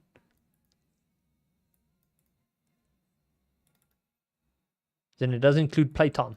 So you pull all your games, sort by playtime, pick the top 10 or whatever, show it in that box, something like that. So it is doable. Interesting. I could do that.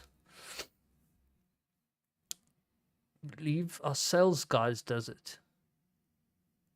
Sales guy. Wait, which is this? Oh, LinkedIn. Oh, sorry. I forgot my own question. Never heard of devs live streaming.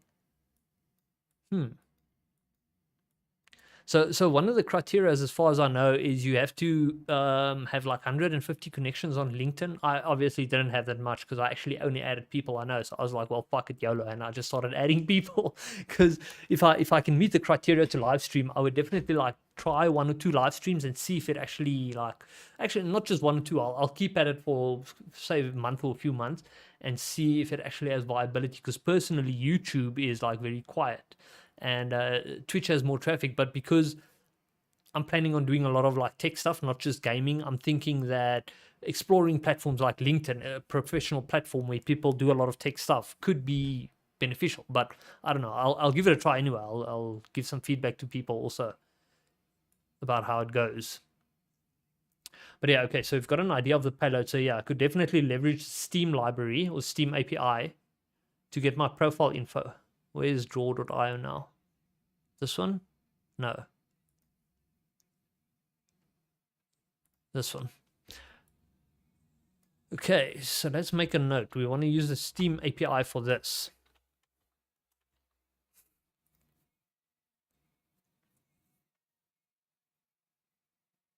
So I'm thinking top files, right? Instead of that, we want something that's more like popular content, because like knowing human nature, right? If you have a lot of fails, people are definitely gonna love it. They fucking love fail videos. So just by virtue of having a lot of fail videos on your channel, they will probably rise to the top, right? So you could just make this popular content and then move that. I'm thinking of moving that below that.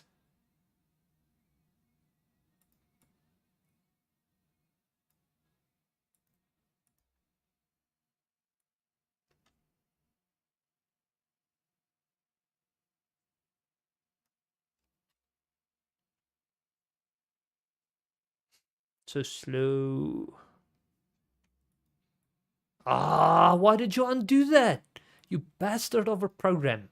I'm going to use my mouse. Fuck that. I'm not using my arrows again. That's so slow.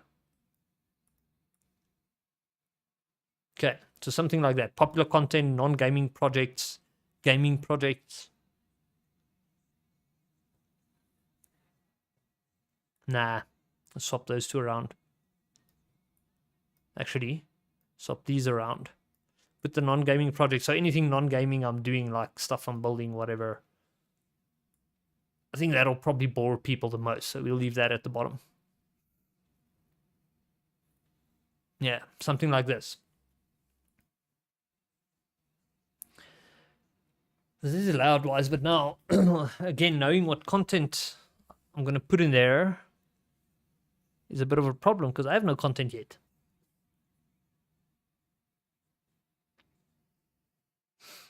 I wonder if you could embed like a preview of all your YouTube shorts or TikTok into an HTML element on your page. That would be pretty cool. You can pop me a LinkedIn connection also. Whisper your full name on LinkedIn. Sweet. I would put all the things that you had more success always finding first. So I agree with you. Okay. Yeah. It's always, what do they call it? The the winning goat or something. I don't know, there's a saying. But my mom also taught me that growing up. She was like, because I loved music, right? I was playing guitar, I was playing with friends in a band and shit. And she was like, regardless of how good you are at it, right? You're gonna have to get found first. You're gonna have to grow. You're gonna have to like build a reputation, release music, doing something artistic or whatever is a hard career path. That's what she always told me. She said, so invest into skills that you know are going to be useful. And that's kind of why I went into computer science. And yeah, it's kind of sad that I lost my passion for making music as a result of that decision. But like, if I didn't go down this route, I would probably still be a musician today. If like that happened. So yeah, I guess whatever you're most comfortable with, keep nurturing it, keep leveraging it, and then like you definitely get somewhere with it eventually. Like I think if I stuck to music, I would have probably been somewhere today, but I still chose something that's more usable as opposed to entertainment. I'm only getting into entertainment now with Twitch, if you think about it that way. But yeah, Kurt, what do you think of the site layout? So like a small intro, all my social media links, popular content, like I'm thinking YouTube videos or something, like my YouTube video reels over there. Gaming projects that I've built recently.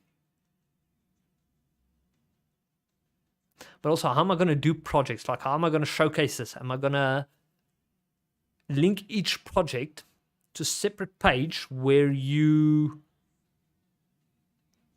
can view more info on it? I don't know. I'll think about that a bit more just now. And then the top games and then non-gaming projects. I don't know what you think about this. And then like really good achievement or something like that. Yeah, I don't have any good achievements, I think.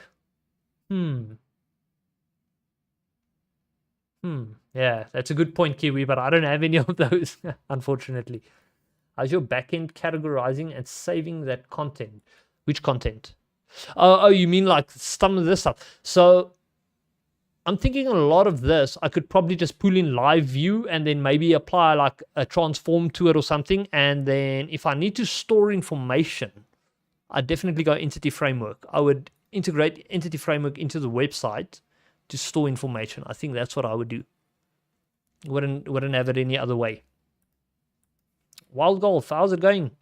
Long time no see. Stuart. Yeah, I'm Stuart Little because I'm little and I'm Stuart.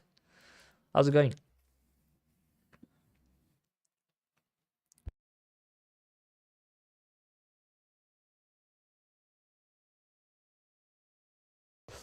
Let's find out if YouTube does have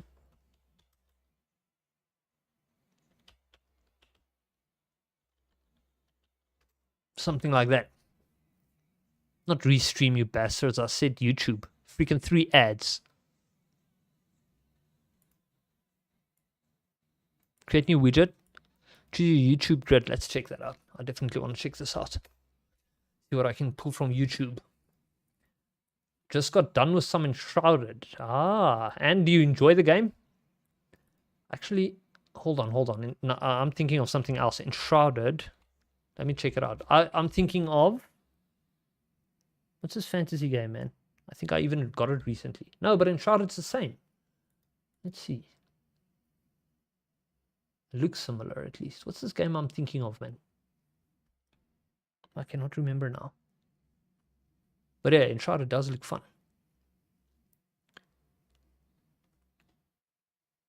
Isn't this like Valheim? Like the art style seems in a way similar. But yeah, it seems cool. As long as you're enjoying it, Wild Golf, that's what matters. Embedded code you can copy in its share option. Yeah, Kurt, that's like if you want to embed a video, but I'm thinking like widgets, like maybe there's a cool widget that YouTube has that I haven't seen that I don't know of, that I can actually embed on my site to show my content. But yeah, this is now showing like all the shit I watch on YouTube. Let's take that off stream.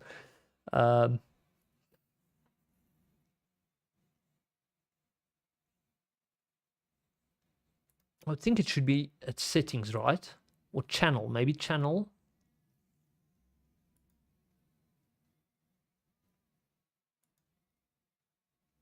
Share channel. Aha. No, that's just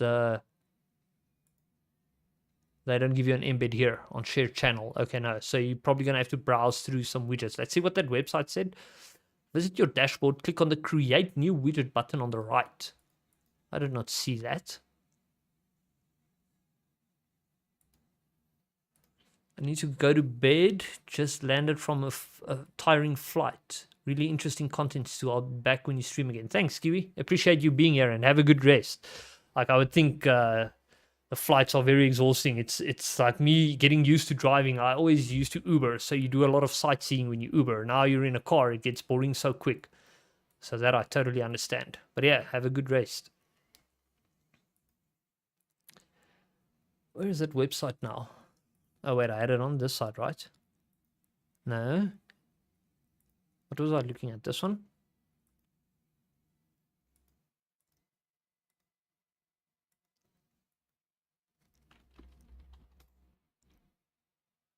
Where are the widget buttons that they are referring to? I don't see it. Wait, let's go this route.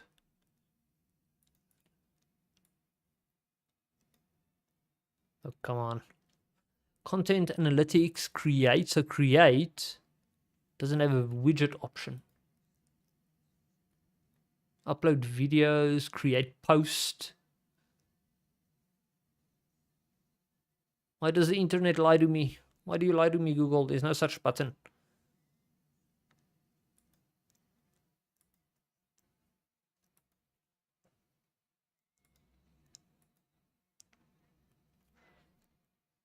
Customization, maybe? Banner image? Name, handle, promos, description, links.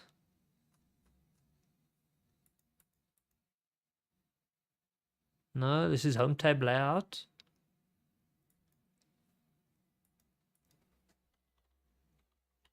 Ah, there's a bug in my head. Feels that way. So there's YouTube. Embed widget. Has to be some quick page that shows you all the widgets they've got. This is third party. I'm curious about that. Let's check.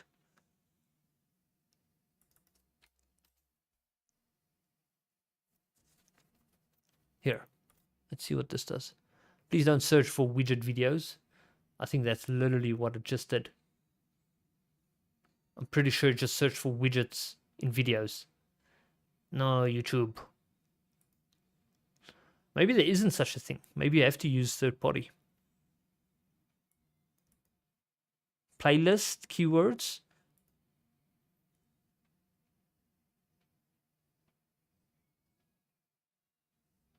Ah, screw you guys. I'm not signing in. No, man. There has to be a better way. Let's go back to YouTube.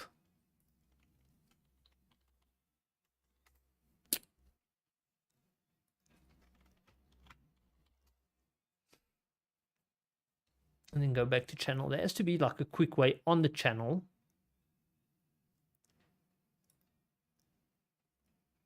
Because that share doesn't give me what I want, right? There's a link. There's no embed option. Unless I missed it. Wait, maybe I missed it. No.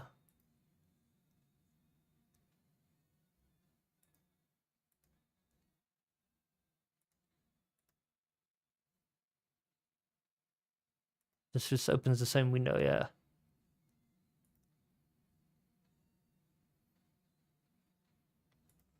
Okay, so that's just a live stream.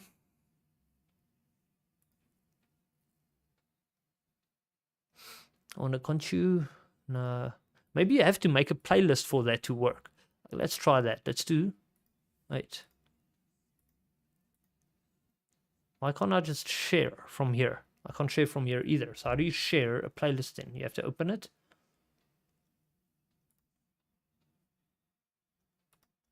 There, share. Embed. There we go. This one has embed. Okay, so you can embed playlists, which is kind of suck because playlists have to be manually maintained. You can't just say, oh, hey, add all my top performing videos to this playlist and sort them by views. You can't do something like that. So,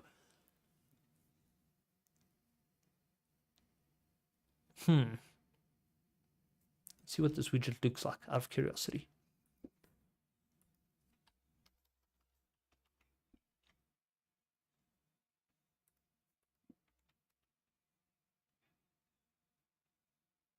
Am I missing includes or some shit for the embed to work? Why is it not working? Did I not save? No, but the file will save. What am I doing wrong? Maybe it's hidden behind another element.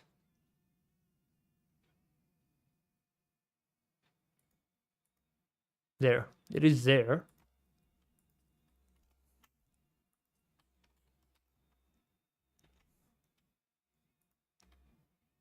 There. That works. But it still shows like a regular video. It's not what I wanted. It is not what I wanted. So you can do the Google API key to the YouTube API. I would think you should be able to. Or are you saying you can? Because that would make sense, yeah. So I actually use the Google API for recaptures and stuff like that already. I've never done anything else though. Like YouTube, it's the first time I'm looking at, but I'm also trying to think whether I've ever seen something like this on anybody's like website about their YouTube, like with the embedded widget. I don't think I have, but I would like to showcase my videos though. It's just, it needs to be dynamic, like whatever's trending right now or whatever has the most views or something like that, you know, that would be pretty cool. But I've never seen something like that on someone's website now that I think about it. I've seen the Facebook ones, but that was also back in the day. I've seen Discord ones. That reminds me, I need Discord. Where is that design? Discord widget. Where shall I put that? I think right at the top somewhere as well. Right next to this, or right underneath it. I'm thinking underneath it.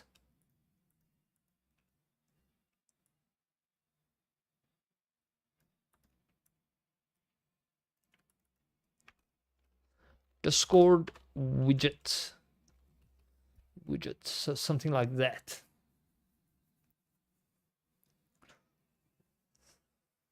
Let's get that Discord widget quick. That one should be easy.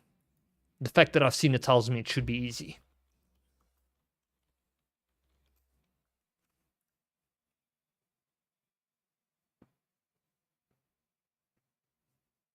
Is this from... Oh, it is from Discord, but this is an article, not a...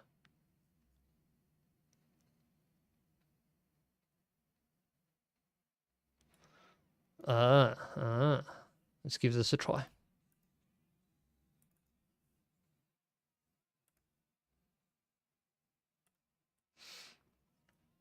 So we go here. Aha.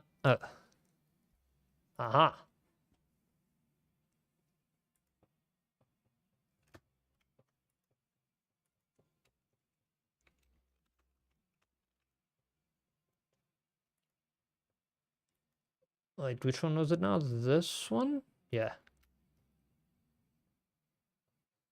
Oh shit, that doesn't look cool. You have to customize it. It's not supposed to show voice channels, is it?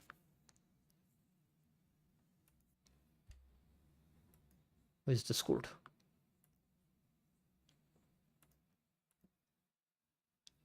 You can't customize it. That sucks.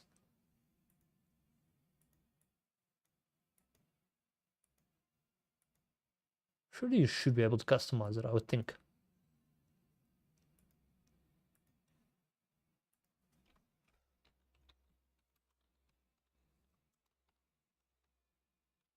I don't remember seeing the voice channels at the top of it. That's a thing.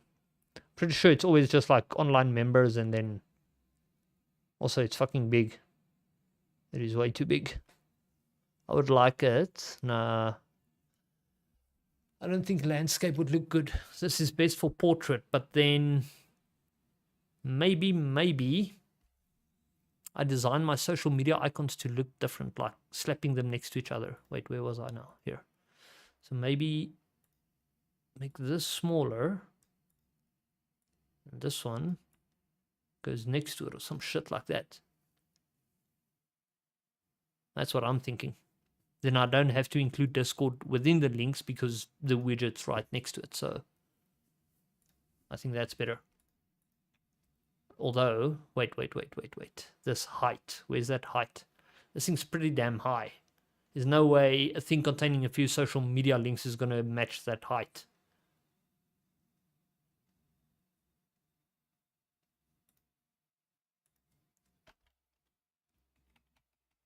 There's width and height, so you should be able to adjust it, but I want to see how it behaves first.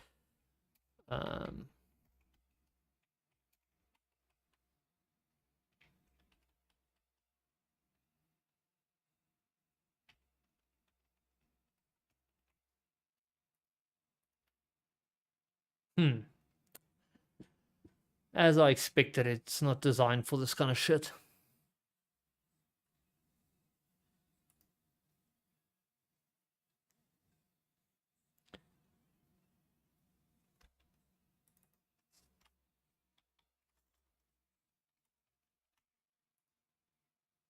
I went to the wrong one again. No, it's still too small for my liking. I just don't want it to show the voice channels. How do I get it to actually not show that? Allow transparency. Doesn't look like there's any other parameters here.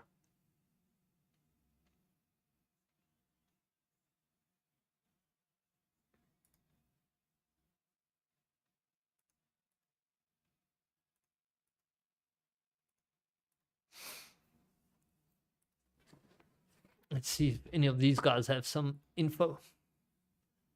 Oh, this is a custom. So what, did you just mod the iframe as well?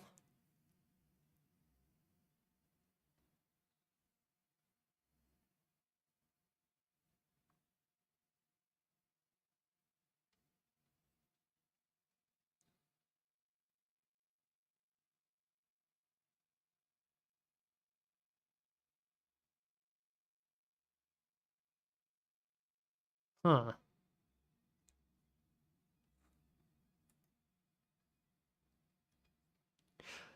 So I get this kind of customization, but that's not exactly what I want to do. Unless I do go as far as to hide that blue banner. Where's that site now? Like that little blue banner. I very much like the logo. But the banner has got to go if I want to shrink it.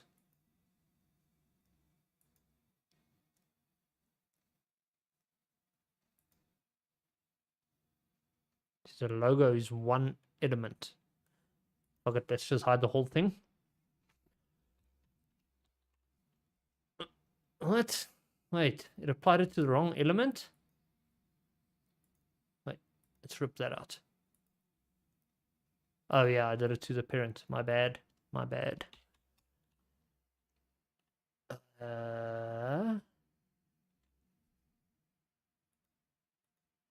Okay, so it maintains its size and everything scrolls up. So that behavior is as intended. But I would still like the Discord logo in there though. That's the thing. Just to show that it's Discord.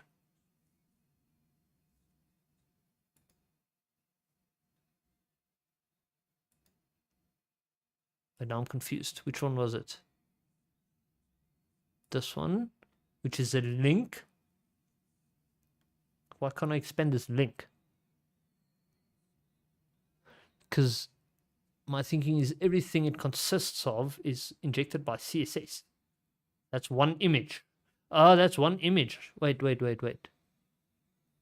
That's the external link.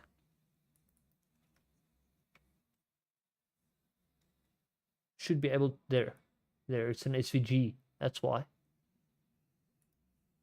That's why. Why can't I select it now? Control A doesn't work. But because it's an SVG and it's white, you can't see it now. Oh my god. But yeah, I'm pretty sure that's the Discord logo, which means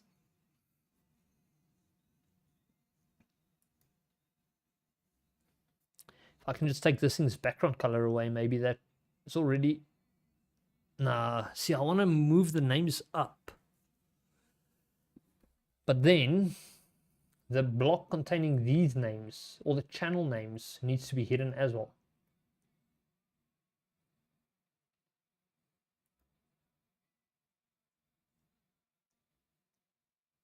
My thinking is, yeah, you see, that's the whole box, although there's more to it inside. Oh, hold on. There we go. So this first one would be all the channels. The second one would be all the members. There we go. That's the difference. So we need that channel one ripped out, and we need that header ripped out. And then the Discord logo is somehow added back. So you can at least manipulate the HTML of it, which is cool. Meaning I can make it work in landscape mode. Okay. So that means I'm sticking to the idea of having it next to the other one. Because we can shrink it. So yeah, okay, fine. Then all of these move up.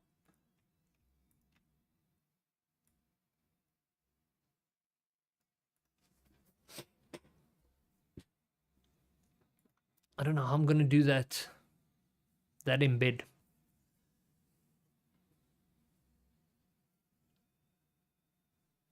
Oh, I could do a Twitter integration as well. I mean, I explicitly made a Twitter account so that I can post streaming stuff on there. And it has a widget that I know too.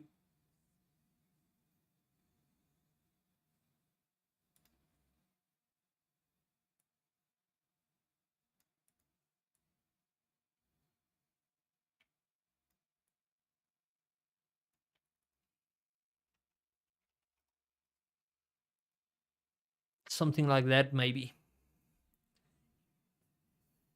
But I still don't know what I'm going to do here. Like these things, I could probably also develop integrations from Jira to actually track progress from projects and stuff from Jira and display it here. I would assume so. Jira is good, so my assumption is they should have tech like that available. But yeah, showing YouTube popular YouTube videos, I don't know. I don't think that's really a thing. I've never seen it. So let's color this one red to show that it might not be possible. So the first thing I'm thinking is starting to work on this part here. And then as we start working on these parts, we'll have to complete an entire section so that we know how big it is. That way we know its scroll position, and once that scroll position reaches, it changes like the background image or something like that. So each one of these sections will have like a different look on the page. I should also think of some more sections to add. But yeah, this is the general idea I'm going for. So, okay. We've got our Discord widget. Let's get an X widget.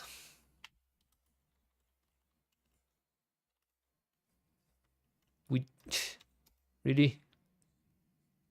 Oh, God.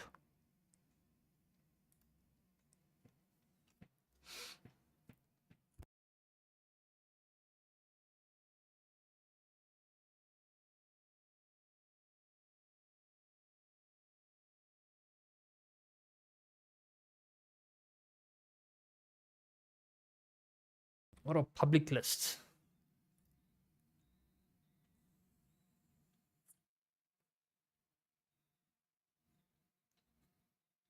I see. It's a pretty cool feature.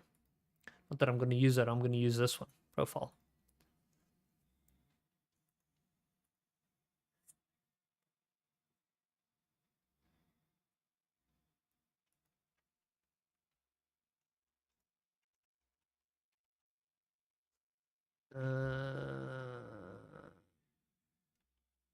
Should I be going to my profile? Wait. Where they explain it again?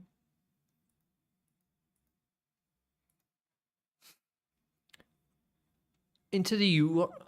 Oh, that was where I was. Publish. Yeah. Aha.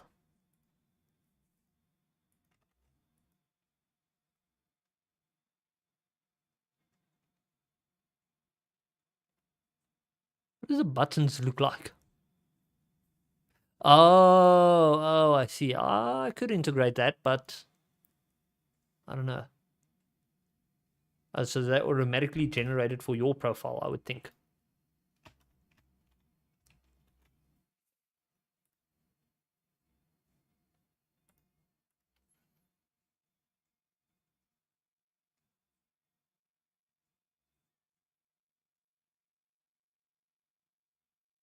Not loading?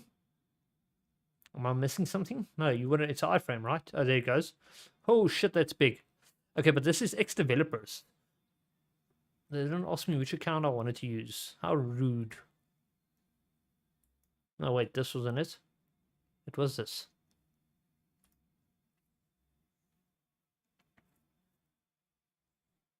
Ah, that's what I missed. No. Missed the link already. There we go. That should be right.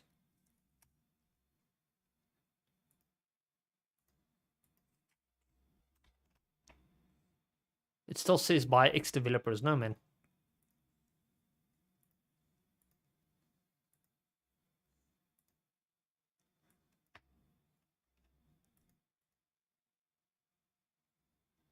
Look, it still says... You know what? Fuck you guys. I'll do this manually.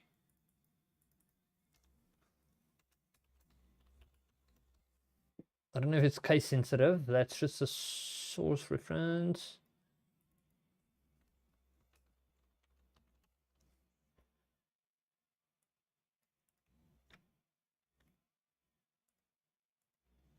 Okay, but yeah, that widget is gigantic, so you definitely want to do some sizing. Nothing really? I've got nothing to see.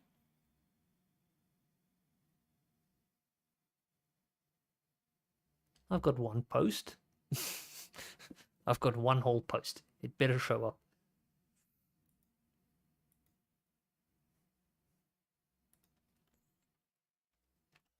Almost typed twitter.com. No, not xe.com, x.com.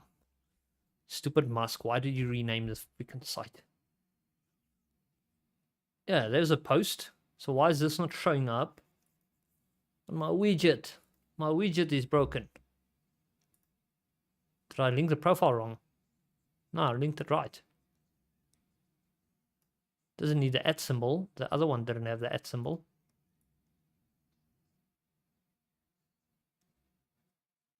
Huh.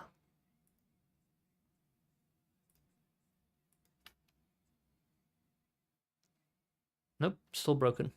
It's strange. I don't want to do a test post just to test this shit, so... But yeah, okay. So we need to resize those two. And then we'll add another box. Also, let's think about this for a second.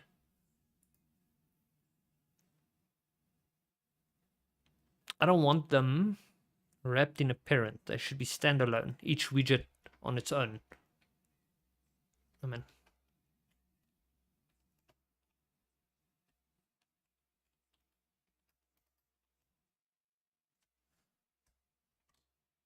Might as well get rid of that big scrolling thing. I'm not going to need that now. Wait, wait. Oh. No, that is right. Sorry. That one.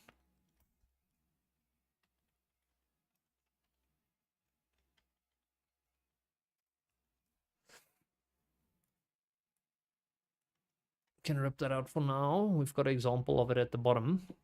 Okay, then we need to style these widgets. Question is,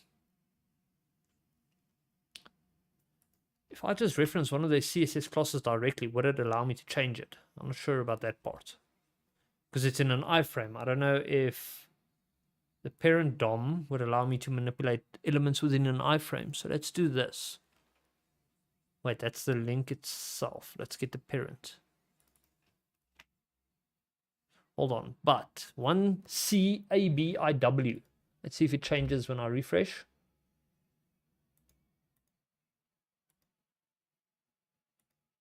Fuck, the name's dynamically... Oh, no, wait. No, it didn't change.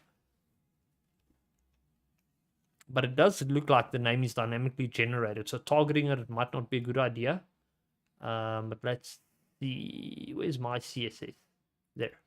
Oh, wait, this one's auto-generated. So I'm going to have to throw it in my stuff.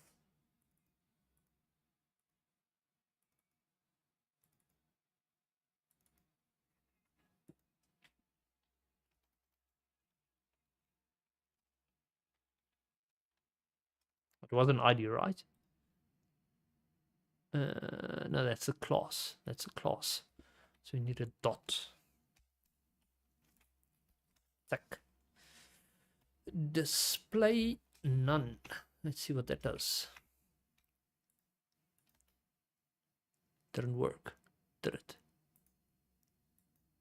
Wait. Did it even regen my CSS?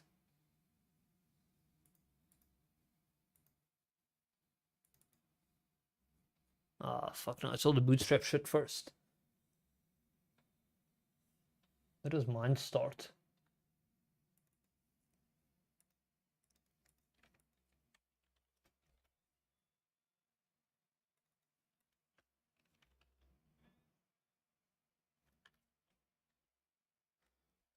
It reworked my stuff? Why am I confused now? Wait.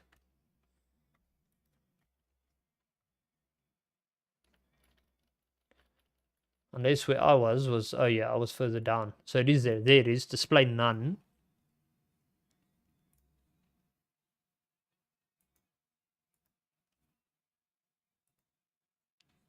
And the class name is still the same. So the fact that it doesn't affect it means that it probably can't target things in a iframe. Let's try. Yeah, it works here. So my thinking is I can't target things in an iframe using a root CSS, which makes sense, like security reasons. Could I fix it by just changing my my, what do they call it, the XSS policy? Which you shouldn't do. Let's think about this. Targeting elements in an iframe. I've never had to do it. It's not a practice I want to do, but if I do want to style these, I'm going to have to do that.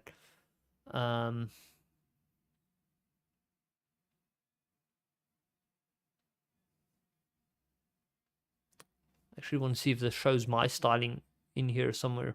Maybe just struck out, but I don't see it.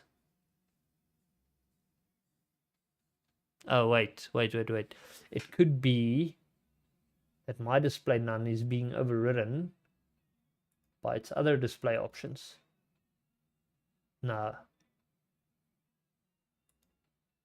If it was the case, how would you fix that? Load order. Where's my layout? Pages, shared, layout. What loads first? Mine loads last, which means it will override anything that precedes it. So that is right. Not load order. I just think you can't target things in an iframe.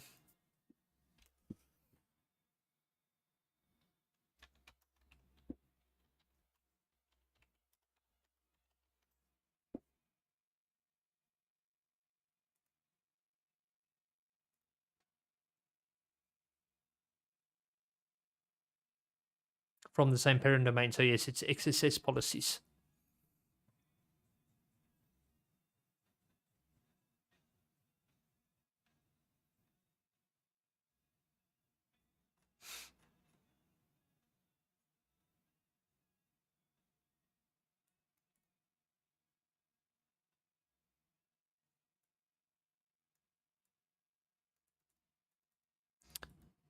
ev.target event.target.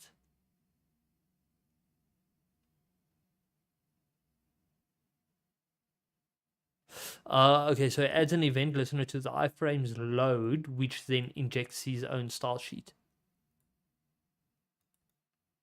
That's how he does it.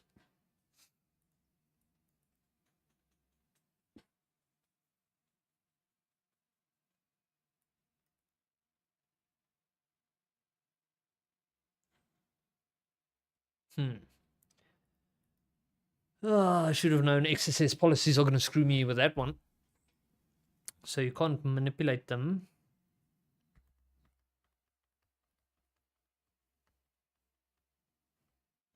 You can change the size at least, which I'm kind of cool with, because if you think about it, the Discord one isn't very wide. Let's do this. Where is that index page? Let's use the same width. We didn't change this yet. No, we didn't. So we're going to use that same width for the Twitter one.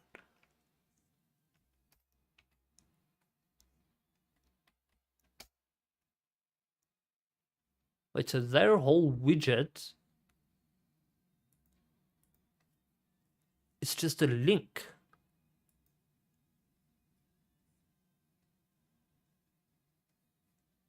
What? So you give the link, so if I remove the class name, this link turns into a regular link, my guess.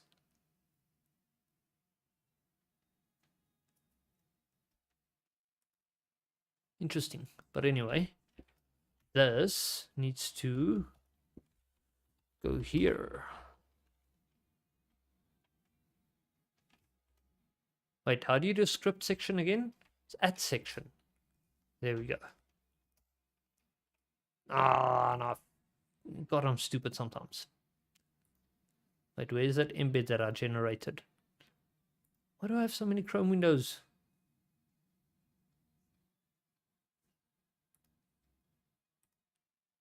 Was it this one? Yeah, it was this one. So I just need the part that I messed up, which is the include. No. Just the script.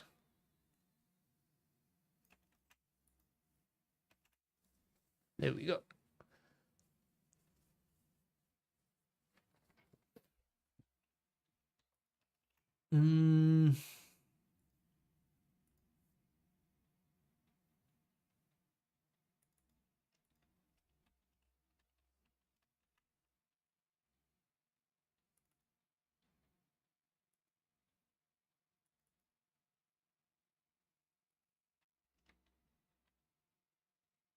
Was that class again or ID? No, I forgot. Actually, I didn't look to begin with. It was class. Okay, so we keep that.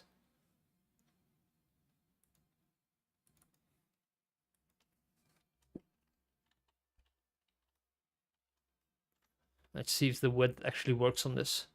Also rip out the display none, otherwise you aren't going to see shit.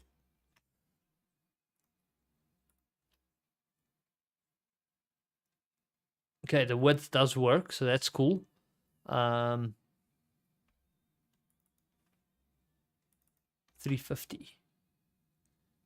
350. 350.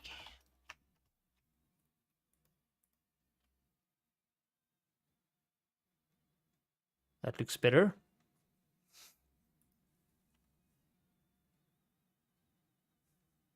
It's just, I got so many things open here. Pin that one. I'm gonna pin this one. Close everything else. There we go. Wait, no, I don't want to close this one, dumbass. Okay.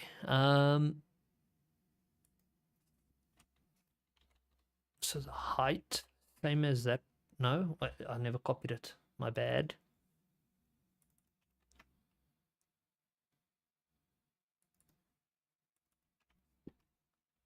So now they got the same height and width. Why doesn't it like this? What? TH. That's why. They'll be the same size. Now they need to be made inline, which I don't know if it's possible.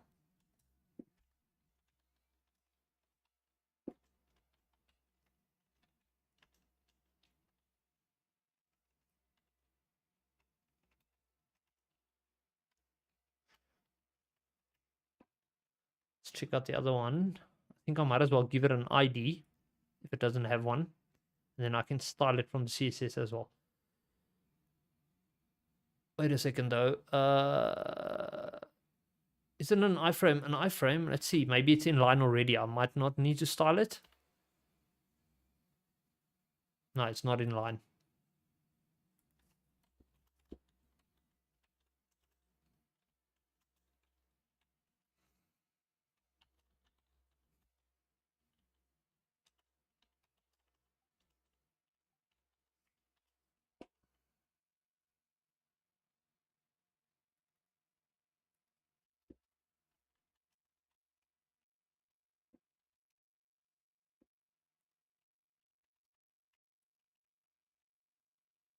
Let's see if that worked. Nope. Is the problem that it's not in line?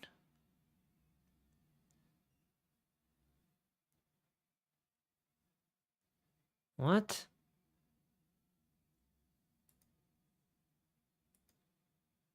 What's it doing to my body? How dare you manipulate my... Oh, I'm looking at the wrong... I'm looking at the iframe's body. My bad. Yo, I almost freaked out. This is my body. Yes, there's the first iframe.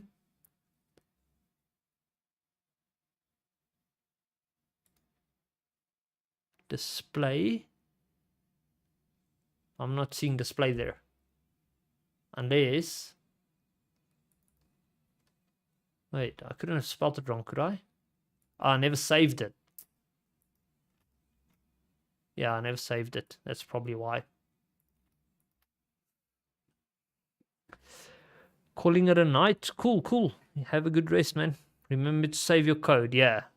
Yeah, good point. I think this is actually in a repo or in a folder with a parent repo, so I could easily add it to it. But yeah, have a good rest, man. Thanks for being here. I think I'm probably also going to cut off soon. I normally stream till 12, but I still got some chores I want to run tonight before I go to bed. But why is this not working in line? There, it says inline block now. Now it's sibling. Says flex, which is not what I wanted. You see, once rendered, it changes the CSS. Let's see if we just do this. Oh, actually copy the whole word. And then we go into our root styles. We target both those names, like so. I don't know if that's maybe why it didn't work. Let's find out. Nope, that did not fix it.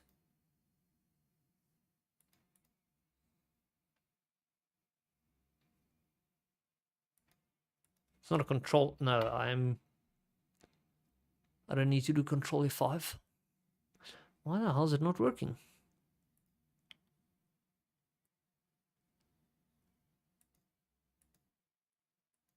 Oh, now there's a script in between them?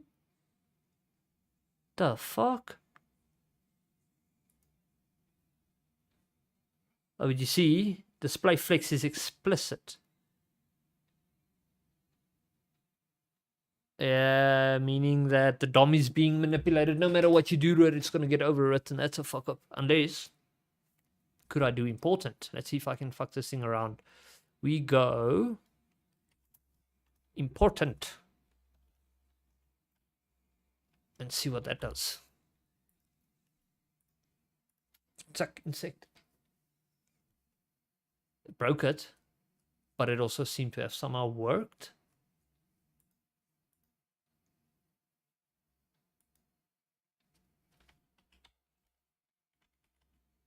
Can't be vertical align, can it? This is kind of confusing though, that it broke it so weirdly.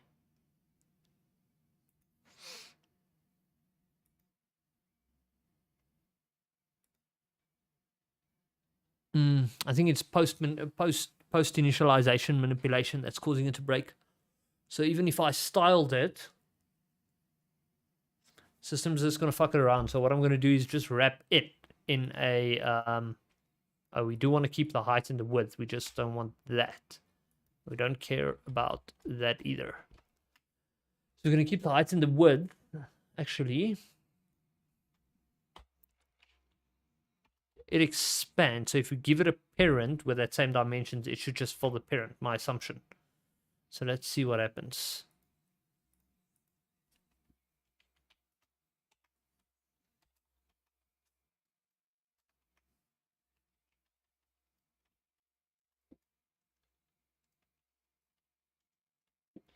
Okay, so I used ID here, which means I also just need to update this with a hash instead of a dot.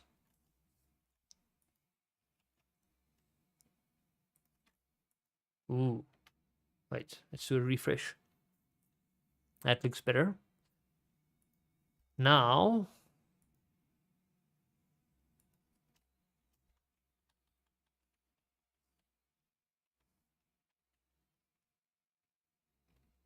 wait, use proper naming. Timeline Twitter timeline parent. Oops. And we go update it in the file over here, like so.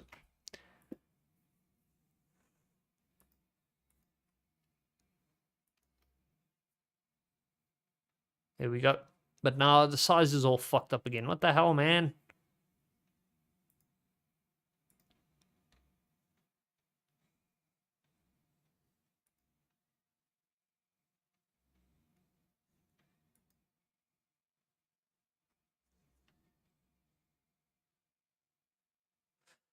I never gave it a width or a height, but hold on.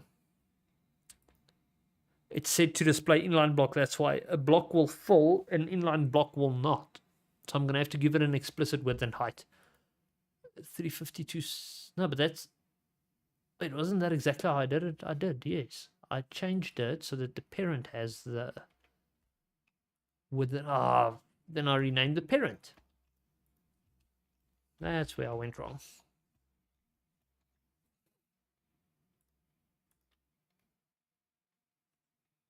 It's still too big. Unless the Discord one isn't actually taking up all the... No, it is. The child is exceeding the boundaries of the parent, which means there's a minimum size to it, I guess. 415. Oh, come on. 415. We're going to do the same with the Discord one, because if the Twitter one is that big, then the Discord one needs to be as well. I think it's going to look kind of big, too big, but let's see. Okay, cool. But yeah, I'm also going to have some spacing between it. And those corners definitely don't match up. Come to think of it, this one I can manipulate. It's not an iframe, is it? Oh wait, the DOM might actually inject an iframe afterwards, so no. It has a body. There's an iframe. So yes, it is an iframe. No, can't manipulate it. That sucks. I don't like having two different sets of corners next to each other. My OCD doesn't like that.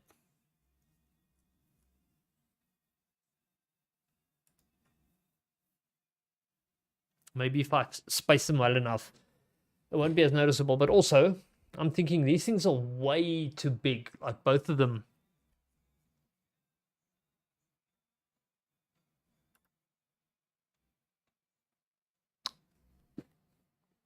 How could I make one height and width that adjusts them all? Because this isn't CSS based. This is something else.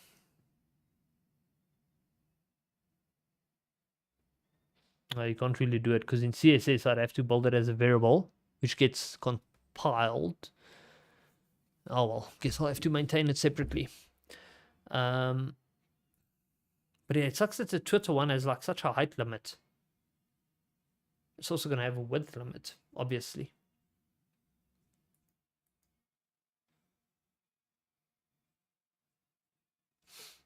I'm thinking of doing a Twitter post just so I can actually see whether the tweet shows up. Because if the tweet shows up, it might change the widget size.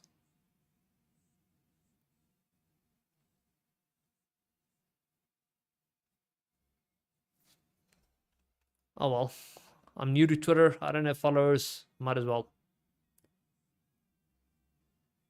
How do you tweet?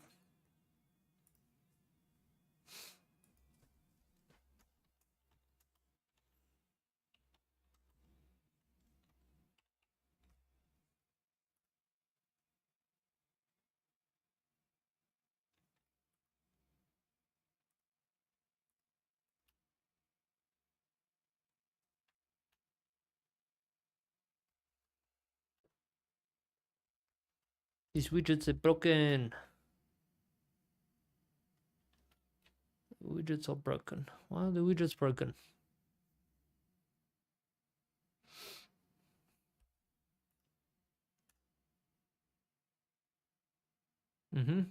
Definitely opens up the right one. Well, I want to show my posts. Maybe you have to have above a certain number of posts before these widgets actually think like, oh, you're a legit user, let's show your shit. Which mitigates the need. Well, I'll keep the widget around anyway. Like, as Twitter grows, it'll probably start showing up eventually. But I would very much like to resize this thing.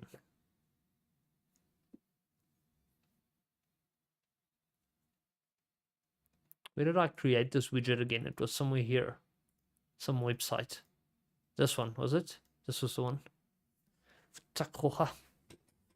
Okay, so the buttons, we don't care much about. And you can't customize this thing anywhere here, can you? Oh, here. Haha. Wow. That's so many customization options. It's overwhelming.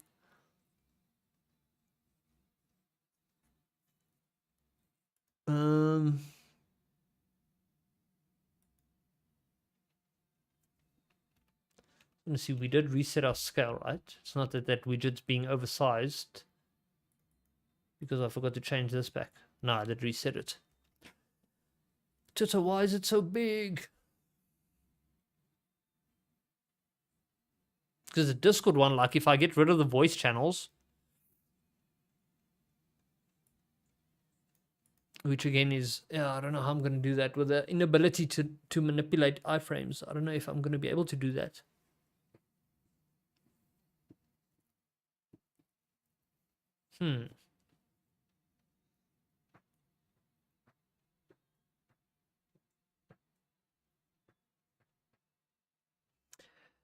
Yeah, I'm kind of in two minds now. Because these are both in iframes. Manipulating iframes is not as easy, and I definitely don't want a big white thing between all my dark shit. So, this is annoying. I might even end up looking at third-party tech to see if there's like people who do social media widgets that are all themed the same or something like that. I think that might be a better idea. Something like that. But yeah, I think I'm going to play with this a bit more again tomorrow. For now, I'm going to end the stream. Still want to do some chores. Let's see, can I raid out? I have a viewer. I guess I can raid.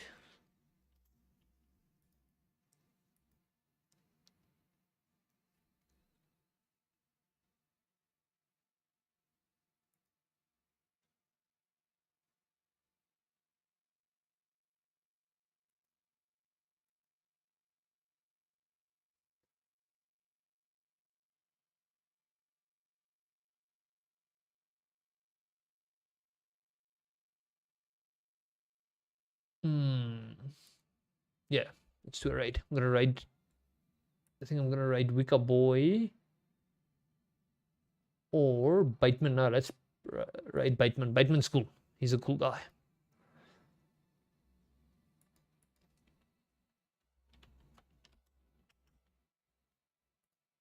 Bateman returns.